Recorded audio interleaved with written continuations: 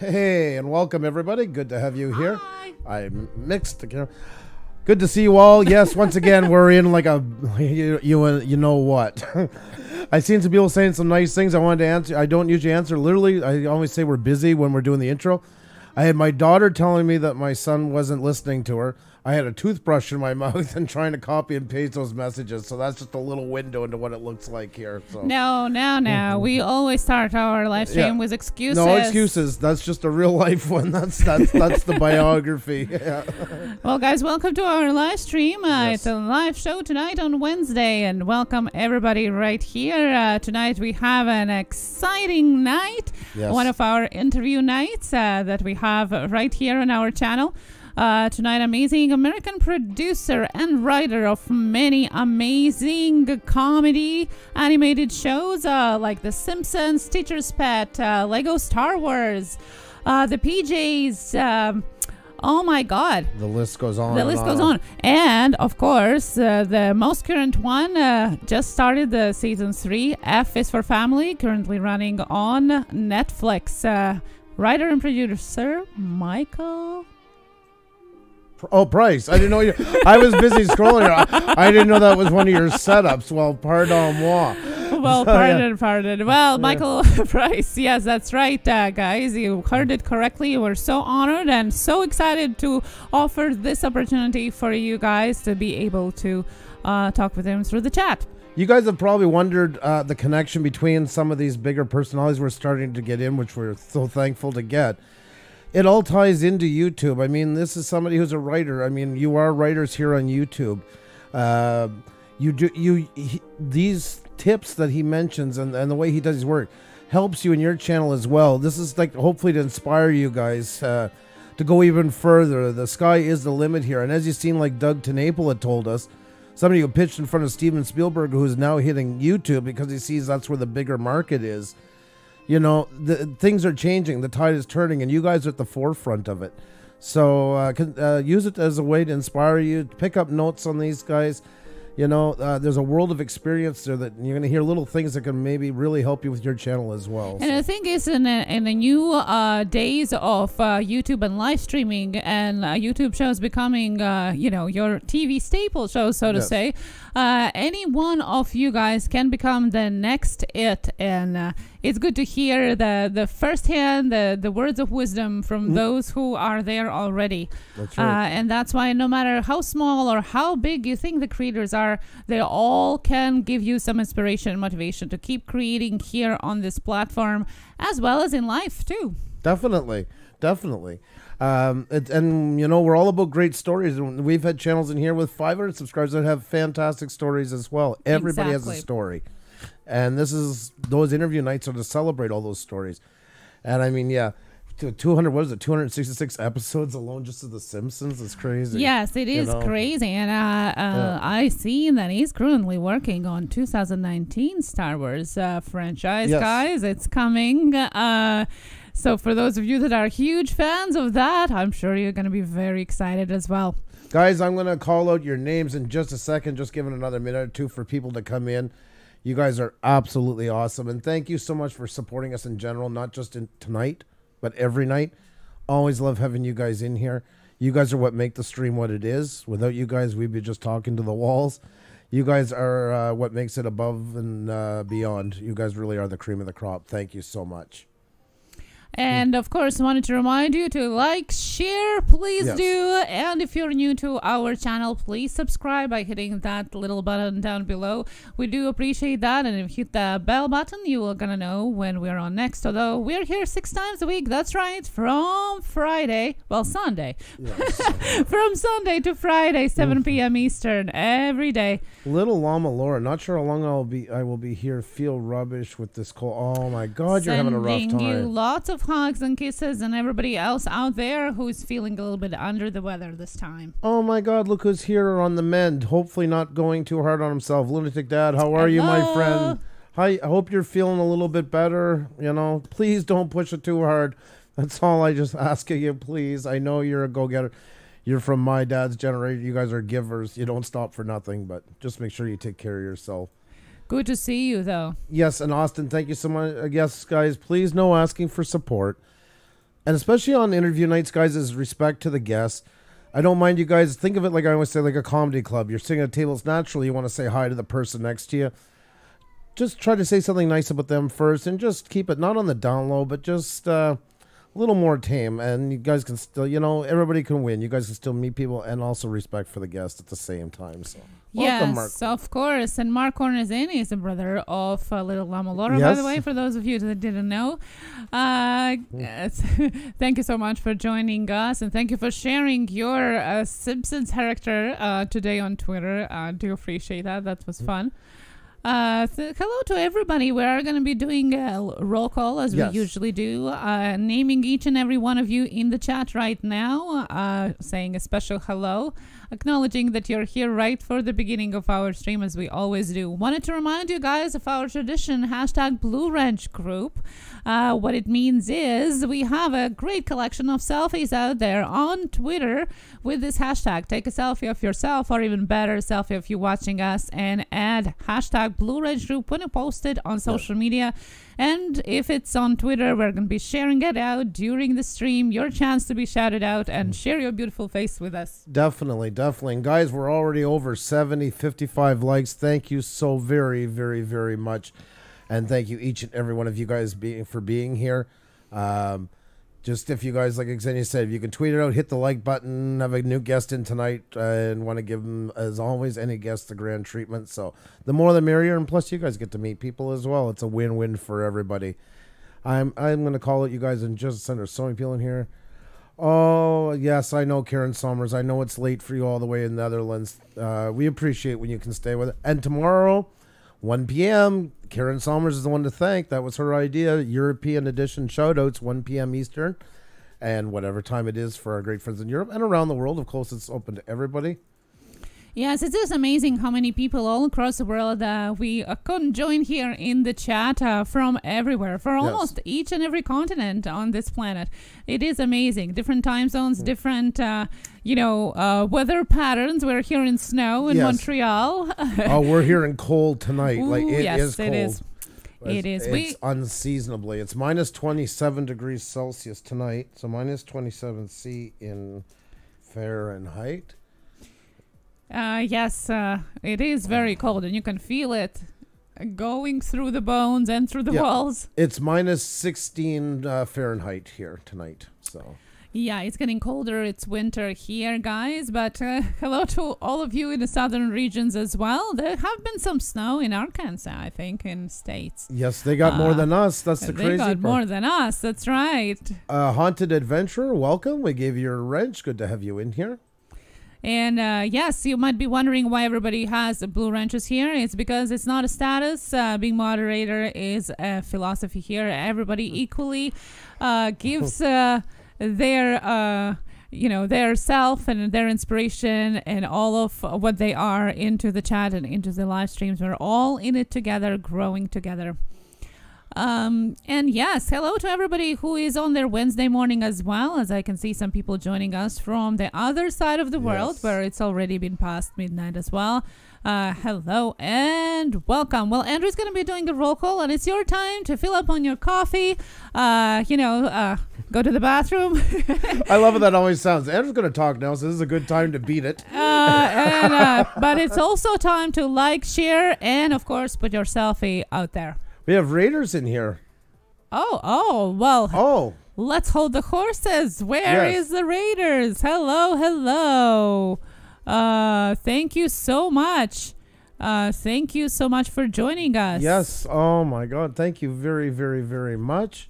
I am so sorry we missed some of you. And welcome to our chat if you are new. We are a husband and wife team from Montreal, by the way. We are in Montreal. And usually we do our photo and video editing and services for businesses and families during the day. But at night, we're so passionate about YouTube that we're so addicted to live streaming. We're here almost all the time. Thank you, Mark. LOL, time to run. Andrew is talking. Everyone run. Pretty much the size of it. And S02 I know that's the trade-off for everybody having wrenches. Slow mode only apply. It's actually on right now, but it only applies to non-wrenches. I wish they would fix that. But in the meantime, if it's going too fast for you, just scroll it up a little bit till you see the blue arrow appear, and then just scroll the text out at your own leisure. It's a good way to be able to see it. So I know that's a bit of a trade-off for it, but I wouldn't want to take away the wrenches for everybody. So sorry for that, for the inconvenience. We're doing great. Yeah, it's that time. Let's shout out all these amazing, amazing channels in here. Let's say hi. And we appreciate you guys so much that we're going to do it, as always, with an echo. You guys are the rock stars of the show. You deserve an arena welcome. And I'm horrible at pronouncing names, so when I get it wrong, at least I did it in style, and you get a giggle out of it because it echoed. So I want to welcome Zeon, Variety Girl 1, Van X, The J-Man Show, The Cool Gang, The Blair's Vlogs, Tesluck, Sweetie Todd 70, Smokin' Joe's Barbecue, Sly Dad, Sizzling Slots Jackpots, Recycle Dude, Rebel Rocker, Resorian Buck, Queen Paula Banks, Psycho Ghost Trackers, Patricia Sprinkles, Nez Lover, New Gen Mom, Nathan Likes Drums, Mr. Crowley Eddie's Drone, Michigander Man, Mark Korn, Lunatic Dad. Please take care of yourself, Lunatic Dad. Not too fast in the recovery. Love My Drones, Little Llama Laura, Leprechaun TV, Craigs, Kimber Kiss, Kelsey Bernard Music, Josh Myers United, Jovan and Sanjay Channel, John Isabella, John Anil, Jackie Heru, It's Just Jack, Irish Whiskey Paranormal, Inspired John, Humphrey Bear, HF Outdoorsman, Haunted Adventure, lost my spot, Hana Humanitas, Grumpy Skunk, Green Pogo Auntie. Did you want to say something? No. It sounds like you're taking a breath. That's why I keep listening. I gotta breathe. Well, now and then. Gina Bizarro's Ghost, Fox Runner 2049, Flyer FPV, Fluffy Honey Tina 2, Fat Old Son, Eliza Wendy, Ilana Ribana, oh, I'm so sorry, EBR FPV, Essex 2112, DDM, Karen Salmers, Caribou Country Outdoors, Bull Moose Beer Talks, Brian Shades, Bouncer Slab, Beauty and Lifestyle, Austin Bacasa, American Desi Mom, Amanda Stewart, Amanda Lee 82, Alexandria Correa, Alaska and Beyond, Aerial Views and Histories UK, and if I missed your name, please just highlight ours and say hi, like I Pick My Butt. How are you doing, my friend? And a special hi to Aerial Views, since that was their raid coming in. Thank you so much to everybody joining us from Aerial Views. That is so cool. Thank you so much. It's great to have you in here. Say hi, and if we missed you in the roll call, say hi in the chat. Hello, Kasumi. Welcome here. Emergency vehicle, trains, aircrafts, etc. Welcome. We got M's dad. I Picked My Butt is new here. Yes, I said them just 2 minutes ago. New show, not show. Well, I know, we can never pass up saying that. You know, who doesn't like to go Weekend back Warrior Outdoors. How into are their you? high school time? That's great. Flyer FPV. What's going on? Granny Monster. That is so awesome. Thank you so much, Granny Monster. Great to have you in here. Michigander Man Rob, I always love catching your live stream. Great I got to catch it today. You are awesome, my friend. M's dad, one of the greatest supporters on YouTube. Guys, Grumpy Skunk, hello. Yes, Grumpy Skunk. I love that name, by the way. Jiggy Fam's Vlogs, what's going on? Nice to see you in here. Smokin' Joe's Barbecue. I forget if you're on the list, but why not say you again nonetheless? So yeah, I don't think they mind if we double shout them out. There. Flying with Stan. Hey, welcome. Just met this morning. There you go. There you go. The wrench for you as well. And wanted to say a special hello to those of you that are listening on their headphones or outside the chat. If you can say hi in the chat, please do. If you can, that's okay too. Hope you have a great Wednesday evening or Thursday morning with us. Yes, most definitely. Let's see where we are, guys. 93 in the chat, 74 likes, guys. We have a guest tonight. If you're not aware, we have Michael Price coming on in just a few minutes, writer for The Simpsons.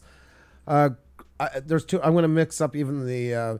He has too many to go. I'm going to bring it up. I want to show it again. Co-producer and writer of The Simpsons for numerous seasons. Yes. Simpsons movie script consultant. the Lego Star Wars movie in his credit as well as F is for Family, the latest running show on Netflix. Season 3 just started last month. PJs, Teen Angel, oh my God, there's just so many amazing animated series that he have co-wrote, helped co-produced. Bill Burr's F create. is for Family. I mean, that's just awesome. We've been just starting to get That's into right. it. And F is for Family has been such a latest craze on internet. Yeah. Everybody just can't get over the latest season and already are asking if the season 4 is going to be on. If you haven't watched it, you definitely have to. It's like a more adult version of Rick and Morty in the style of the hype going around it. Like, I mean, Yes, it's really definitely. getting that hype. So. Yes, that's for sure. So we are going to be inviting him just in a little bit of time. Yes. But till then, we just want to remind you guys to like, share, and of course, subscribe if you're new to our channel. We do appreciate that. Yep, guys, the more tweeting, the more liking, more inviting, all that stuff. Let's give them a big welcome, and it's a great chance for you guys to meet other people as well.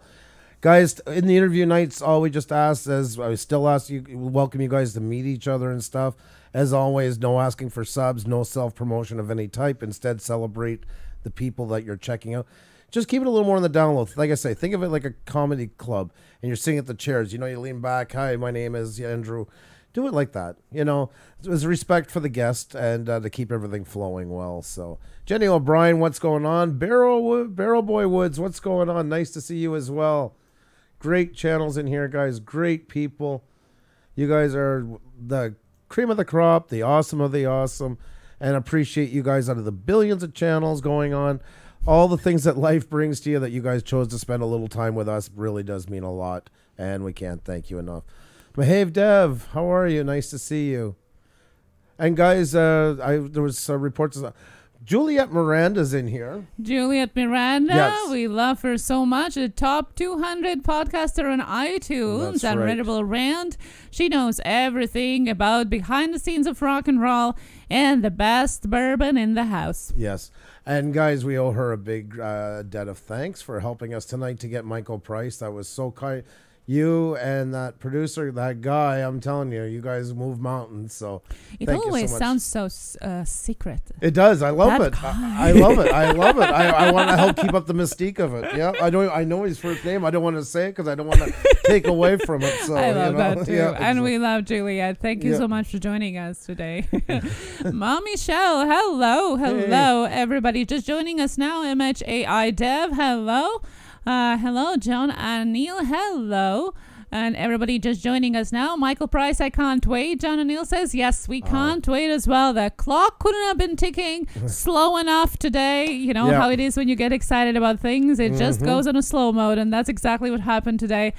Can't wait. So excited. I'm so excited. I'm going to mute for 1 second to call my son to see if I can get some coffee in here. And I do not want to deafen you guys, so I'll be right back. God. Yeah, separate thank you to Tranquil big Geo. fans of Simpsons, our kids here who are helping us with coffee around. That's right. Dave's in here. Organic gardening. What's going on, my friend? Guys, look at all these great channels. Tranquil G, hello. Mr. Man 2424. And guys, thank you so much once again. Yesterday, you guys, with the help of a Rake It Army, helped us to go over 4,600, which was crazy. Amazing. And in turn, we celebrated everybody and got, I think, 8 channels over there, 1,000 and 1,500, which was amazing. It was such a great live stream yesterday. If you missed it, check it out. Oh, Eclipse Brewing just shared it. That's all you had to do. You don't have to give us money. We so appreciate the share on Twitter. Thank you so much, Eclipse Brewing. Thank you. Oh, Philip, you're very welcome. Hey there, Zion. How are you? Again, yesterday was awesome. Yes, it was. It's doing that to everybody, Tranquil Geo. You've seen us the night we hit 4,000, went up to 4,031 from 3,960 something.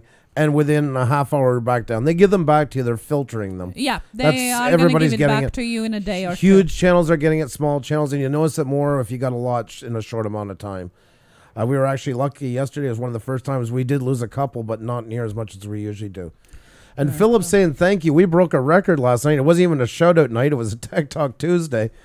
But the planets were aligned, and we ended up getting 8 people over 1K. 3 of them within 15 minutes. It was just bang, bang, bang. Yeah, it was crazy, crazy. And once again, thank you to Raykit and his amazing group of people coming in yesterday. They definitely were like an army. We're basically up 100 from last night, from yesterday morning or yesterday. Well, we only got 45 on Sunday. Yeah, exactly. And yesterday was Tuesday, so it is crazy. Oh, thank you. I picked my butt. Yeah, that was our wedding. We got married in Iceland. Yeah. Yes, we got married in Iceland. If you search for Iceland Viking wedding, our video is going to come up on top. And Tranquil Geo, you'll get there, and everybody's feeling it no matter what the numbers we're all getting. We were stuck at 40. I think we hit 4,100 about 89 times in 3 weeks, so we understand completely.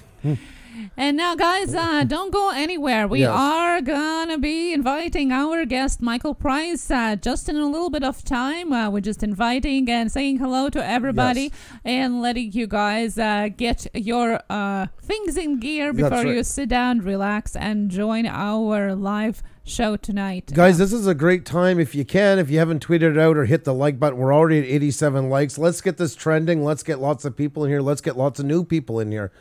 We're going to be trending. Hopefully, we haven't checked out these keywords yet. Are we close to the front page? Yeah, I think so. Guys, you always are helping us and pushing us above and beyond. Yes, we are. There you go, guys. So it's a chance for you guys to meet new people as well. We all win from it. So awesome. Yes, we are trending on the first pages of 1, 2, 3. Three keywords that are not our own channel name, which is great. So excellent. Let's keep pushing that and push us over the top. That means more people watching and joining us in the chat and checking you out as well. And while you're waiting, anybody new, that's what I Picked My Butt was talking about. That's our Viking wedding that Xenia and I, when we were together for years, but we finally tied the knot in 2014. So we got married in a hurricane. As per usual, like everything in life, we do it whirlwind style. We always have stories. When we grow old and we do those model railroad trains in the basement, we also are going to be writing a book about it. If anybody's ever seen the TV show Vikings, this Xenia's wedding dress is modeled after Helga's when she married Floki. Yeah. So. Neat fact, Andrew actually inspired us to do this wedding this way. Like it, that exactly inspired John. That's where Yankee Outdoors I got it from, just drop the link in the chat for those of you that want to check it out. It's just our private channel. It's not really and actually YouTube channel. Why we had it up was this was proof. We always say to use tags, and you have to. We need everything under our. But there just shows you when you have 3 main keywords, because this is our personal one. Because at the time, Viking, wedding, and Iceland were all big words. I mean, of course, they still are, but it was really in style. And that's how it got to 31,000. We didn't even check it for a couple of years till we started doing this channel more. Yeah, we forgot about it. And then we were really shocked. So you never know, guys. Yeah. Thank you, Juliette. Yes, it is a beautiful designer from Montreal here. Veronica, he's really great. She's really great. Thank you guys all joining. And do you think it's time to check on selfies? I think it's a selfie time. Why not? Let's see what we got going on here. Oh, we got some. Let me get them loaded up here. I just wanted to remind you guys that it's never too late to join in a selfie craze right there. Hashtag Blue Range Group and post your selfie up there. Little Lava Laura, you're so crazy. Oh, my God. She's waiting in the dark. There is something there. Oh my God, you're so funny. You were so cute. That is awesome. That was amazing. Zeon, hello. It is Zeon. That's what I was wondering. Watching here. Oh, Snoop and Lola. And I gotta interrupt you. Jody B's in the house. Jody is Andrew's sister, and it's her birthday. Okay, good. All right, we're gonna go back because I didn't even get to show them the screen. I didn't share it properly. Alrighty, guys, we're gonna sing "Happy Birthday" to my sister. Alrighty, ready to go? Yes. All right. Happy birthday to you. Happy birthday to you. Happy birthday, dear little teeny tiny sister. Happy birthday to you. birthday, Happy guys. birthday. Blow some balloons and put some cakes up for Jody B, who is Andrew's sister. I know we're not supposed to make big fusses over birthdays, but she is the little one, so I figure she gets that extra. So I realized I am so messed up right now. I clicked the wrong buttons. Everything was wrong. Everything was wrong. Well, that's okay. You got to see what the camera looks like for anybody that sees us at home and stuff like that. Anyways. There were double of fuss. Well, yes. I don't know if that might be too much. It might be an overload. So, we have our guest coming on in just a moment. I think we still have time for those selfies. What do you think? Well, he's working, so I don't want to keep... Okay. Well, we still have 3 minutes. Okay, there we go. So there was the one we were talking about, little llama Laura in the dark. You can see a silhouette. She is there. She was not kidding. I can see an eye lit up. I wasn't even sharing it a while ago, so my deepest apologies, but I love it, little llama Laura. It's awesome. And there is Zeon with Snoopy and Lola. They look so comfy. Enjoying the evening. That's a great shot. Thank you so very much. Absolutely love it. Very, very cool. J-Man Show, what's going on? Pucha Studios is live. Go show some love. Blue Wrench Group, thank you so very much, my friend. Xenia looks like she's thinking off into something. She's pondering. Always. No. Very, very cool. Then we all Blackjack, you never missed there. She did another one for us from Jackie. Happy holidays. Happy holidays to you too. Very nice. Very, very nice. Who is that in the background? I don't know. I think we're on double TV. Yeah. Yeah, that's right. We're being watched. I love it. I love it. Austin, it's always so nice to see you. Thank you for joining us tonight. Come and join me and 74 others watching. Interview Michael Price. Well, that is so cool. Tonight is going to be... It's awesome because you're here, Austin, always. Inspired John needs Pusa merch. You're so crazy. Love that. Right? Thank you so much. You are just so crazy. I absolutely love your style of selfies. I look so forward to them. And also the other one I love is Dave here. Yes. Dave always. Organic gardening. That is awesome. That's an epic shot, actually, of you. Looking good, my friend. And very warm, too. Yes. Not here, that's for sure. Flyer FPV. What's going on? Have a nice day, awesome people. Thank you so very much. Awesome, guys. You have a great night, time. Flyer FPV. Jack Scrap. Oh, excellent, my friend. Thank you so much. Trash enthusiast. You're awesome. You really are. Thank you, guys. Yeah. That is awesome. Really cool. Thank you so very much. Love seeing you guys' wonderful faces. Really appreciate the extra effort going and sending them in, but you guys are just too awesome. I'm going to pass over to Xenia while I get the links going here. We're at 96 likes, by the way, guys. Wanted to welcome everybody who's just joining us in now. Rafael Zingano just joined in and just gave you a wrench as well. Hello, everybody. And welcome to our chat. We are going to be joined live just in a minute by our amazing guest, the writer, the producer of so many amazing animated comedies like The Simpsons, the F is for Family, and of course Star Wars Lego franchise. We'll definitely have to ask if he's joining us from his work in Lucasfilm Studios, which is cool. Crazy. It is. It's can't even wrap the brain around it. We're so honored and so excited to have him on tonight. And guys, we hope that you have a great night tonight. Together. If you do have any questions for our guest, you can put them in the chat with @Push Studios or #Push Studios, and I'll pick some of them to ask our guest throughout and at the end of the stream. Yes, we can't wait to meet him as well. So awesome. Congratulations to Farmal Fanatic who got monetized. Awesome. Thank you so much. And well, your content is what makes people coming back, and that is what makes the difference. That's what we always say. We're just here to nudge a little bit. The Trump parody guy, hello, good to see you. Barrow Boy Woods, hello. Oh, and Hannah Humanides, is it your birthday as well? Well, happy birthday. Happy birthday to you. Yes, 59 years ago. Well, amazing. Congratulations. Beer Belly Travelers are joining in us So as great to have you well. here. So good to see you. And yes, we're looking at turning these into podcasts, so it's funny you should ask that. We're hoping to in the very near future. Yes, that's right. We have an intro ready already. We just have to work on that, and we wish there would be more hours in the day, and that's probably be one of our questions as well. How do you do that? How do you squeeze everything in a day? Well, hon, I think it's that time to bring in our guest. What do you think? I think it is. Excellent. Guys, I want to welcome to you Michael Price. Welcome, my friend. How are you?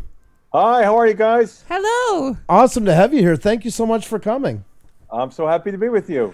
Oh, my God. All the way from sunny California. You're getting a lot warmer weather than us up here in Montreal. Oh, yeah. Montreal. That's where we animate our show, in Montreal, by the way. Really? Wow. Our animation studio, Oasis Animation, is based in Montreal. Oh, I've heard of that company before. Yeah. That's cool. A lot of animation in Montreal. There's a lot more than people sometimes realize is going on here. Sometimes it's kind of like the hush secret.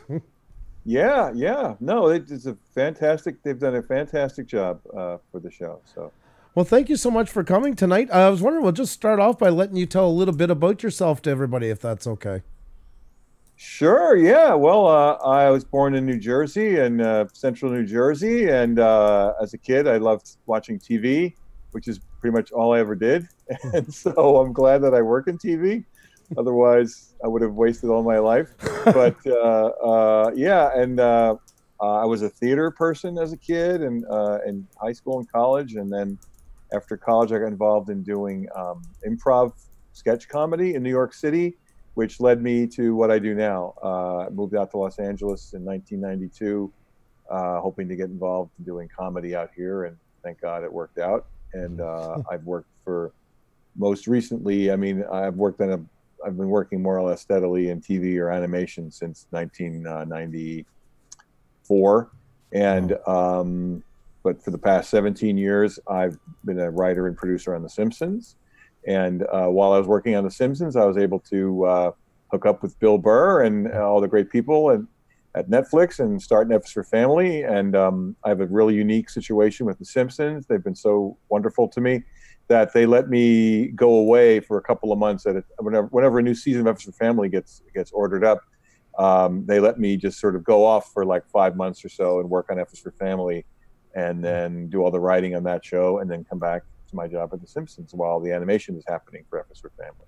That is absolutely amazing, like, for them. I mean, you've definitely earned your keep. You're not the new guy in the block, and I'm sure they see more than enough. They know the value and what it's worth to keep you happy. But it's still nice, like, to see that they in the idea of doing that.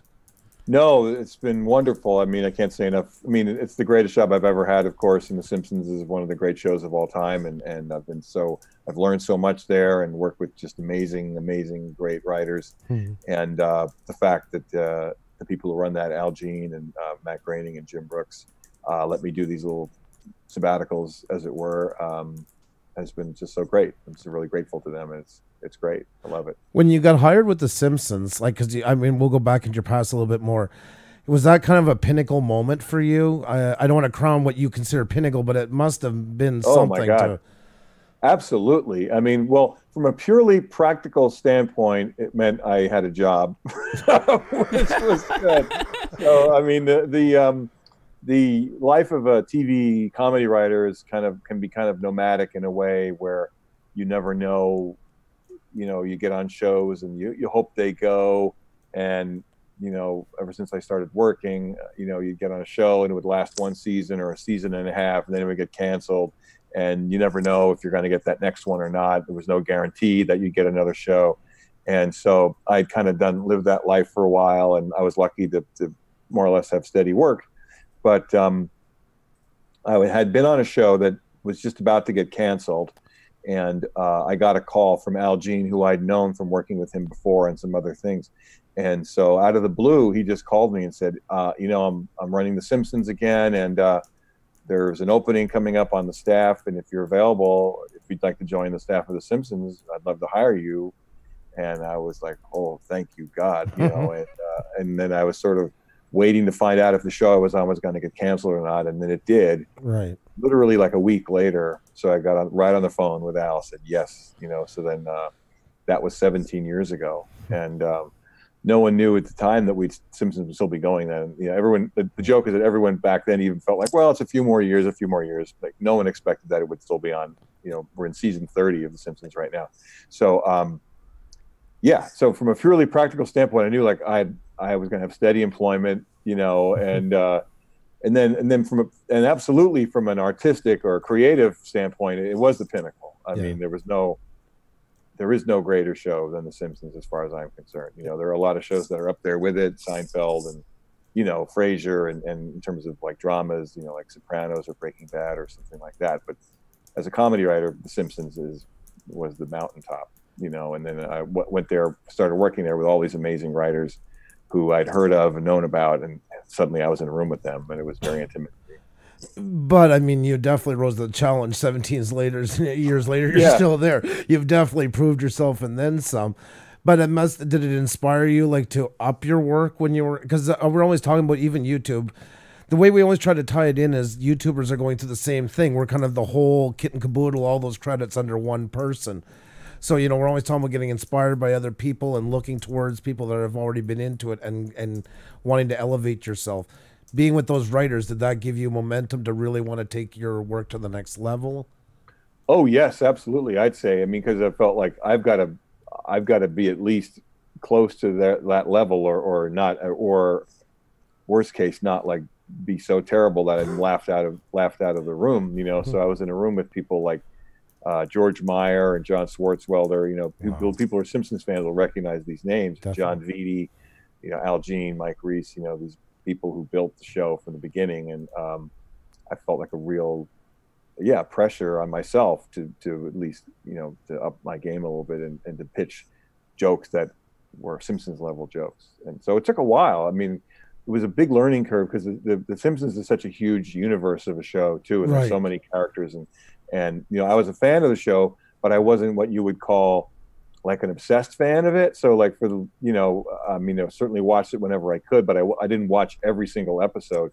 So when I joined the staff, there were these characters that they would talk about that I hadn't really quite know who they were. And I had to kind of act like, oh yeah, I know who that is. So there's like this guy, Gil, the character Old Gil that Dan plays, who's kind of like the Jack Lemmon guy from Glengarry Glen Ross. So he was sort of a newish character then. So they'd say like, how about Gil? And I'd be like, yeah, things like that. So it took me almost a year, I felt, of being in the room every day and sort of learning how the show is written and how it's run before I felt comfortable with it. And once you do, what's it like to write for a character? Like, how do you have to put yourself in the mind if you're writing the lines for Homer? You have to think like Homer and jumping back and forth between such a large cast as The Simpsons. How are you able to do that? Yes, absolutely. Well, that's where sort of, I mentioned I was a theater person in college, and then I did improv comedy. That's where I think my background as an actor and as a performer comes in, because so much of writing comedy, working on a television comedy show, is you are in a room with other people and you are not so much just sitting at your computer writing, you are pitching jokes. So you are literally we work off a script that maybe has already been written. The first draft has been written by one of the other writers.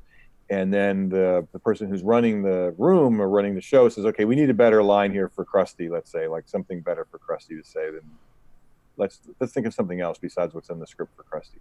So everyone just pitches the new line and just says it. You don't say like, what if Krusty said this? You just say it, So for me, is with the training as an actor, it would help me to then sort of imagine that I was Krusty. Like, what would Krusty think? How would he say it? What would he be thinking about? So that's how you do it. So same thing with every other character. You try to have to sort of live in that character for a little while you're thinking of a joke for that person. Like Krusty would say something different than what Moe would say, or Moe would say something different than what Lisa Simpson would say. So for each time we're working on a character like that, you'd try to put yourself in their shoes and think of lines for them.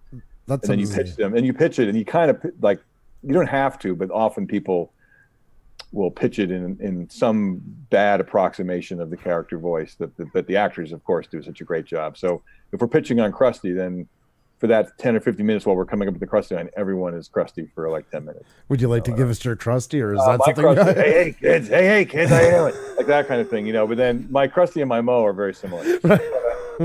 But then everybody has Mo and everybody has Homer, everybody has Mark. It's fun. It's fun. It's it must be. I mean, you're surrounded by these guys that created. I mean, it is a dynasty. I think it's safe to call the show at this point. I mean, yes. I'm 44. I kind of grew up with it in my teens, and then my kids, all three of them. I love the show. I'll be truthful, they kind of sickened me for a little while because they came undying fans, and I would watch it 20 hours a day. So I'd fall back a bit, and then the next kid would bring me back into it, and I'd find a whole new, and then I'd go back and catch up. And I'm like, show never gets stale. You guys have found a way all these years to tell something new, and I think it's so phenomenal. It's mind-boggling. Well, thank you. Well, I will say a mini plug for myself is that in the show is that I have a new episode that I wrote that is going to be airing on January 6th. So I know there was a new episode that was on just last week. I'm not sure if there's new ones now between now and Christmas, because usually over the Christmas holidays they tend to run reruns. Right. But January 6th is my latest episode that I wrote of The Simpsons that's coming on, and I'm really, really proud of it. It's my first ever show that's very much about Grandpa Simpson. So it explores a hitherto unknown chapter in his past. Really? And the ramifications it has for him now. Yeah. He is such an interesting character. Honestly, I've always thought that about Grandpa Simpson. There's just something so lovable about him and so inquisitive, and he goes so far into left field. You guys love playing with him a bit, always giving him a bit of an oddness that really goes left field but not isolates him from everybody. Yeah, no, that's true. That's true. He's very endearing, and I love all the characters. So I've done a Krusty show, I've done a Mo show, and I've done one with groundskeeper Willie many years ago. So to find something fun for him was really, really enjoyable, and I think it turned out really well. That is absolutely looking forward to it. It like I say, it's generations now. I guess you could say like 3 generations at this point of our and I think our kids kind of reflect that too. We have a 21-year-old, 12 and 8-year-old, and we kind of always started Simpsons back again from the first season every time they were started watching it, right? Yeah, and they've been growing up on it. Well. There's people who, let's say, are 40 years old now who were 10-year-olds when the show came out. That's right. Like myself, I'm 44, so it was right in my generation of the new hit show, that really kind of took them. And I grew up in a post-Soviet country, and The Simpsons actually was one of the first Western shows that were actually shown on TV, because we had very limited, access to anything. And when the wall finally fell, it was one of the first ones that were shown to us. So I remember as a child, glued to the TV, that was finally something was different than we were used to. Oh, wow. Well, I have a thing of one of my prized possessions. I don't have it here with me, but it's back at home, is someone found when they were in Russia a set of Russian nesting dolls of all the characters. Yes. That's awesome. So that's cool. awesome. Yeah. And so I guess we can start back a little bit before The Simpsons. Like when you were starting off, what was some of the first jobs you had getting into your field? Well, I mean, when I first moved out to Los Angeles, I didn't have hardly any connections with show business. So I had a kind of a line to a manager and an agent. So I spent the first 2 years just doing all kinds of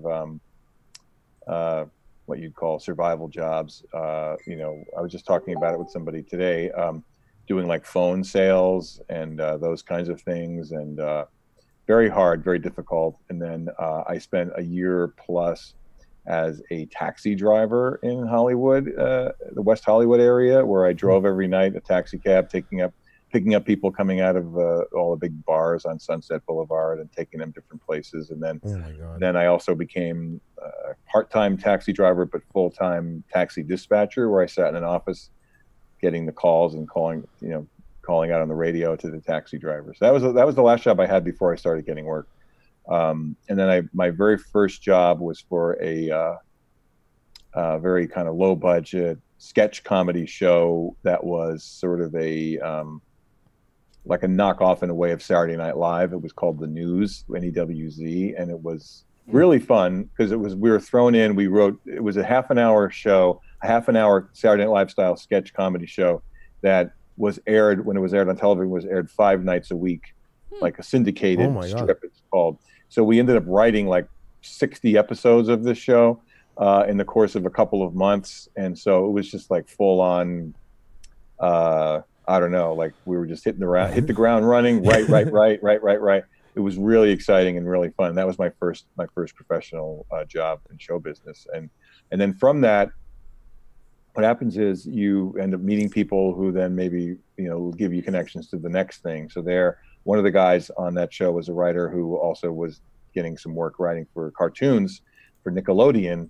So when that show ended, he said, "Oh, if you're interested in maybe writing some cartoons, I could maybe help you get a couple of gigs here." And so I ended up working on this Nickelodeon cartoon show called Real Monsters, or it was called Real Monsters. And then from that, I got like a full-time job writing on that show. And then you kind of just grab on to wherever you can, or you meet people who lead you to the next thing and the next thing and the next thing. Well, like that. Well, the business is really based on connections a lot. I'm guessing that's such an important part of your next job is who you've been meeting in the last 6 months, years, whatever. Definitely. And it must be hard when you're driving cab and still trying to get into the business when you're trying to make those connections to get into the, you know what I mean? Yeah. That must be a stretch. It was. I mean, the good thing was I had an agent, which is the hard part about getting started in show business, getting an agent. And that kind of happened first in a roundabout way, in that I was performing. I was performing with a partner. We had like kind of a comedy team, and we were doing some performing, and we did some showcases that this manager helped us arrange at the Comedy Store in Hollywood. And then because of that, we got an agent from that. And then it was hard after that. But like usually the hard part is getting the agent. That was the easy part for us. But then the hard part for me then was getting work. But at least I knew I had an agent who was somewhat working for me, and I was writing sample scripts while I was, in my downtime when I wasn't. You weren't out in the cold. Yeah, right. And do you miss the stand-up? Like, did you like the stand-up versus writing? Yeah, I never did stand-up, which I did improv. Improv, excuse me. Sorry, like performing in live. Yeah, I did like that. I love that. I really enjoyed it. It was really fun. I really admire stand-up. So, on Extra Family, I work with Bill Burr, who's one of the great stand-ups of all time. So I really admire the ability of someone like him to spend an hour plus in front of a crowd and just keep them going. I felt like I could never do that, but I enjoyed playing characters and stuff like that. So doing sketch comedy was fun. So I do miss that. It's really fun. But that's sort of like writing for a TV show like that is like kind of every day is like it's like one big improvisation, because the training you get in improv is you're trained to sort of take someone else's idea and then take it and build on it and add to it. That's how you build an improv scene, and that's sort of what you're doing when you're working as a writing staff, a comedy writing staff, is that you're taking what someone pitched and saying, okay, how about this, and then this could happen. It's all the improv, the same spirit of improv. A lot of teamwork into it as well. I mean, you're bouncing off of each other constantly, and that. Yes. Is that ever hard? I've always wondered that when you guys are in a team and you're coming up with a line, say for Krusty, and you're bouncing around. Is it ever get sometimes like careful not to insult anybody's idea, but coming up with another one? Is it sometimes a fine line you got to watch when you're doing it? No, there's no. I mean, I'd say there's no line. The only line is that you don't do that. Like you don't really. You're not supposed to knock someone else's stuff. Like it's all about.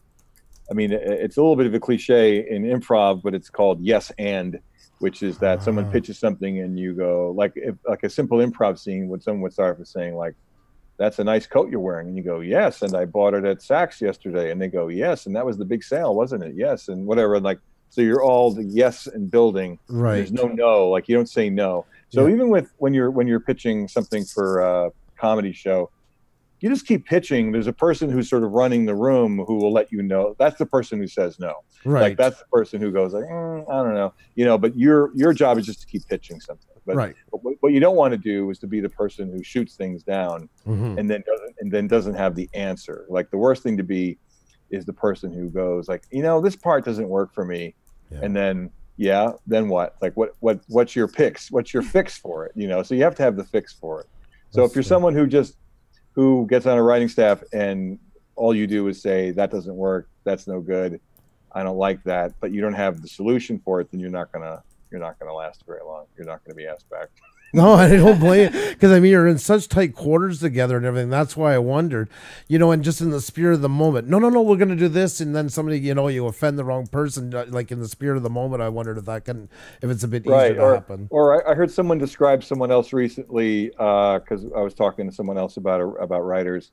And because we're anticipating hopefully getting picked up for another season of F is for Family, in which case then we need to hire a new writer or two. Right. So I heard someone talk about someone else who I was asking about this writer, and this was a person who'd worked with this person, and they said that they they'd be working on a scene, and it's kind of like you're like creating a tree, and you start with the basics of the tree, and as you're creating the scene, you're building and building and building, and then you build out onto a branch. Right. And then this person said we'd be all the way out on the branch. And this person would say, hey, let's go back to the trunk and look at a whole other trunk, and that's suddenly that person isn't going with the flow where the room is going, but has some other contrary idea that doesn't help. That's another kind of person that you don't want in a room. That is so well put, though. What a great analogy into it. Yeah. That's so clever. I'm sure that figures a writer would come up with something that clever. That's one of the best analogies I've ever heard. So F is for Family. What's that been like for you compared to working with The Simpsons? Oh, well, it's been great. I mean, they're both great. The only difference now is that F is for Family, I'm more or less the guy in charge. Right. So, it's been a huge, wonderful experience. Bill Burr is the greatest comedian ever, the funniest guy, and just the nicest guy. It's such a great collaborator. And I feel so lucky to be involved with him. And it was very lucky circumstances, I felt, because I had tried to do other things. I had tried to pitch my own version of shows here and there, and nothing quite worked out. And then I got a call a few years back from my agent saying that this guy named Bill Burr, who's a comedian, was trying to do an animated series, and they were looking for someone to write it with him because he had no real practical experience writing for television or for animation, and I did. So, and I hadn't really I was not familiar with Bill's work at all. Right. And I looked him up. I Googled him and found some of his stand-up clips online, and he was super funny. And then I realized that he was on Breaking Bad, which he is. He plays a recurring character on Breaking Bad. Yeah. And he's great on that. And so anyway, we met, and the only thing we knew about it was that it was about growing up as a kid back in the 70s and in the Northeast, and an Irish family. And that's all me. I mean, that was my experience. I'm a little bit older than Bill, but we had very similar experiences, similar stories to tell about our fathers and about our neighborhoods growing up and what it was like being a kid back then. So we really hit it off, and Bill decided to partner up with me. And then we also, all together, we were working for Vince Vaughn's production company, which is called Wild West Productions. And our producer on the show was and still is Peter Billingsley, who's Vince's production partner. And so the three of us worked together. I would go off for a little while and come back with a bunch of ideas, and then Bill would be on the road. Whenever he was off the road, we'd get together and talk. And he'd go, yeah, that's great. How about this? How about that? We'd work collaboratively together. And ultimately, we came up with the pitch of the show. And so much of the show is based on Bill's experience with his father and his family, and a little bit of my family. But what I brought to the show a little bit more was sort of building out the world of this neighborhood where they live in, and this cul-de-sac, and these neighbors, and a lot of that is based on my growing up. Right. So I lived on a cul-de-sac, not too different from the one in the show, and a lot of the neighbors that live around the Murphys are based on my real neighbors growing up in my neighborhood, and like that, and then we decided, well, what does he do for a living? So it was my idea that he works at this airport, only because I thought it was funny that he'd have this ID badge that he'd wear on his shirt that says baggage on it, just as a funny thing, because he has emotional baggage. So suddenly when we got picked up and we had to do another episode, we have to say, I guess he works at an airport. What's the airport like? So then I came up with a bunch of ideas of what the airport was and who worked at the airport, and the big boss, the guy named Bob Pogo, who's Frank's boss at the airport, is based on a real guy who was my boss when I worked at a Sears Auto Center when I was in college in New Jersey. Wow. And his name was Bob Pogo. His last name was different from the guy in the show here. Right. But everybody called him Bob Pogo, and he wasn't as grotesque as this guy, but he was kind of a big man who liked to smoke a lot and ate a lot of big sandwiches and was kind of like a blowhard and would yell at us. And so that's Bob Pogo. So that's what I brought to the show. Well, I guess there's a lot of drawing from your own life is normal for any writer. I guess if you were to speak to most of them, they will say that, I'm assuming, right? A lot of them do draw elements from yes, things. Certainly, absolutely. You need to do that. I mean, it's, I'd say even if you're working for a science fiction show or a show set in 1730, whatever, you're still gonna pull real life emotional experiences and things that you use in writing. Like the neighbor down the street that you see like cursing at his lawn tractor, you go and you can turn into the guy yelling at his horse. It's the same neighbor. You're just visualizing him into a different scenario with the same actions. Human nature doesn't change. Right. So, I think people are so drawn to your show now. It's because I mean, the world lately has been so PG rated, and they kind of crave this raw, real life, the life that goes on outside of the window that is not so PG rated. The real thing, and that's why I think it's so blowing out there on internet. Sorry, everybody is just going crazy and asking for the season 4, although season 3 just came out just recently. When I watched a couple of the episodes with our son, the first thing he was saying is Michael Price trying to, like, Simpsons is more PG rated? It's finally his outlet, after years of being PG rated filter. Is this show finally his outlet? No, I mean, not necessarily, but I think it just comes with the territory with Bill's style of performance, and I think it speaks to Bill Burr's, like I said, his style of performance, the way he likes his comedy, is very unfiltered and is very real, in a very real way. Yeah. So the fact that we get to do it at Netflix, where there are no content restrictions, where we can have people say whatever they want to say, and we show some crazy things, just for me felt like, wow, now we have a chance to do this. Let's show how people really talk. Let's show how people really relate to each other. Right. I mean, my family, we didn't curse like that around my house. It was very rare to hear my dad say anything bad, but people do, and so that was more Bill's experience in a way. But also at the same time, we thought it was fun to have an animated show, which would be one of the first animated shows where it was just kind of unvarnished, like, even though it's cartoons in a way, this is how people sometimes talk to each other, and this is what it was like back in those days. Mm-hmm. And it was really fun for me.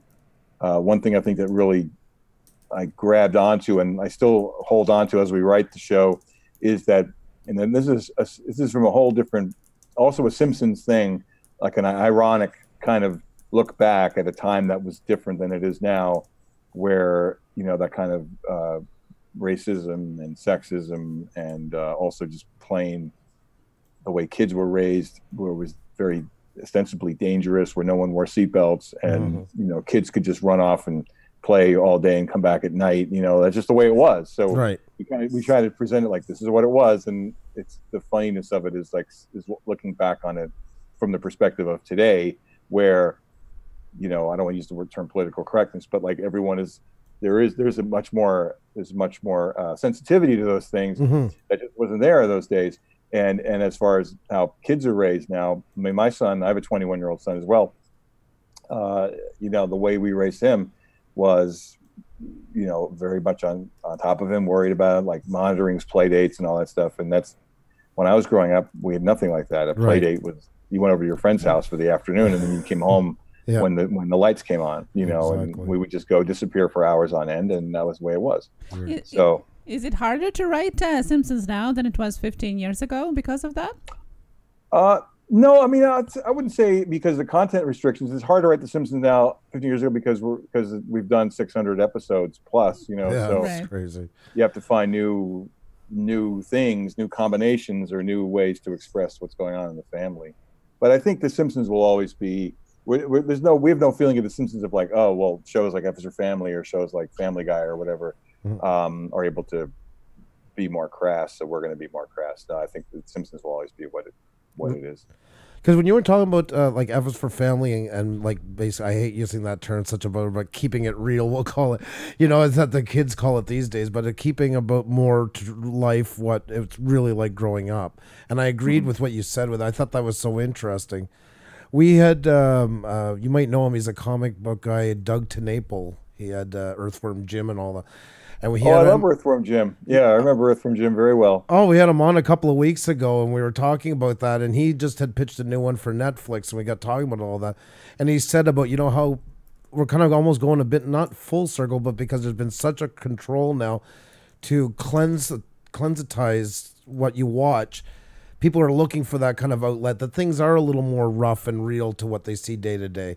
And, you know, I thought F is for Family was a great example of that, you know, that really kind of gives a bit more that old style what used to get, not the same wording, it's modern, but that feeling of it's not so monitored every step of the way. Right, I think you're right. Yeah, I think you're right. I mean, what the great thing too about this modern age of peak TV or whatever, where there's hundreds and hundreds of shows, and there's something for everybody. You know, so you don't have to watch F is for Family if you don't want to, but if you want to, it's there. You know, and if you'd rather see something a little more wholesome, then there's tons of other stuff, you know, you know, it's just, for me, just creatively, thank goodness for a place like Netflix where you can express what you want to do, and there's a platform for it, a forum, and they give us the money to make these amazing shows, and luckily it's found an audience, you know, whereas 10 or 15 years ago, there's no way the show would have been made. Possibly it could have been made on like maybe HBO or something like that. But there were only a couple of places like that then. But now there's so many places, and Netflix has so much opportunity to do what you want to do. It's been great. Well, it opened up a whole new horizon to it. Exactly. That was the lead into Netflix. Exactly. It gave a whole new horizon, and it kind of tied what was going on the fringe on the internet, kind of gave it a mainstream home where the bigger budgets could come in and do those type of things. Yeah. And I'll say just again, I mean, I'm not just saying this, but I mean it, is that Netflix has been such an amazing place to work because partly maybe because they have a lot of shows, even though when we started working there, they only had a few shows. Like when we first signed our deal to make F is for Family at Netflix, it was back in around the beginning of 2014, which I think the only original shows they really had on at the time were probably House of Cards, Orange is the New Black, and maybe one or two others. So it wasn't like now where they have, you know, dozens and dozens of shows. But even then, they were completely on board with us. They didn't interfere that much. You know, we would share the scripts with them, what we were doing, and they would watch the cuts and give us little notes here and there. But it wasn't invasive or like on top of or oppressive note giving like sometimes my other experiences I've had working at bigger networks. So they just let us do what we wanted to do, and then anything they would push us even further. I know there's a story that Bill tells that I'll just glom onto, which is that in the first season there was an episode where I said at Halloween where Bill the kid is out trick-or-treating, and the bully told him, like, you know, trick-or-treating is for babies, and if I catch you trick-or-treating I'm going to beat you up.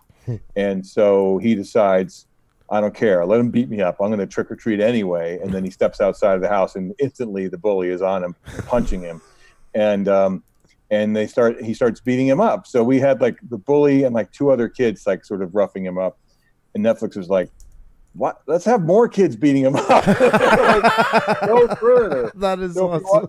If you watch that episode, you'll see there's like 8 kids, like, and they're all pile driving him like wrestling moves and everything. But that was Netflix saying, go for it. And that we've stuck to that. That's a metaphor for their whole experience with us. Like, don't hold back. They've hardly ever, I can't think of an instance where they said don't do something. You know, they've been incredibly supportive and really great. But to give them fairness, I was just thinking this now in my head as you were saying that. I guess you could say in a way, though, years ago when the Simpsons started and Married with Children, that Fox kind of did the same thing at the time. I mean, they were a lot more controlled than you have now. But they were kind of a bit of the renegade channel compared to the rest as well, like compared to ABC, MC. Like, certainly, because they were trying to get noticed too. You know? So I think I could partly be what Netflix was doing, but I think they're certainly noticed now. So they haven't changed. They've really let shows push the envelope and do all kinds of different things. Right. Because, I mean, at the time, Married with Children, when it came out, I mean, by today's standards, quite tame, but I mean, that was something else, like, to see. That was a... Oh, yeah. Whew, you know, they thought Roseanne was shocking, you know, and then this comes along, and they really upped the ante. And they made it lovable at the same time. It was always one of my favorite shows. I found they had such a great way to make something so raunch for the time, but so lovable, all mixed into one. Yeah, I love that show. I love that show. What's it like with Matt Groening? I have to ask you that, like, to sit down with Matt Groening, what's it like? What's kind of a person is he? He's such a very nice man. You know, he has no reason to be, because he's like the most successful creator of a cartoon show almost ever. He is not around all the time because, you know, he has another show. Yeah. He has a Netflix show of his own now called Disenchantment. That's very, very funny. So he tends to be around The Simpsons when we're doing a new table read of a new script, or when we're pitching new story ideas. And he'll just come in, pop in the room. Hey guys, how you doing? Sit down with us and pitch jokes for a little while, and then go off and do something else. And he's always been just very, very pleasant and very, very funny. Yeah, very funny still, and pitches great stuff and laughs a lot at everything, and very enjoyable guy. He seems like a guy, like it's this from the outside looking in, that always seemed very confident in what he does, but not in a boasting way that makes him a very at ease person. Yes, there's nothing to prove, if I'm getting the vibes right from him. I would say that's very true. Yeah, I mean, he's accomplished more than anyone, you know, almost anyone else in the world has, but he's still, you would think he's just one of the guys, I would say. Really? That is absolutely awesome. Yeah. I know we had some questions. I had a question about Itchy and Scratchy show in The Simpsons. We were talking about... I knew that was coming at some point. We were talking about the PG stuff and more friendly, but that kind of is completely out of the loop of the regular Simpsons. And I always wondered why it's there and what is the message behind it.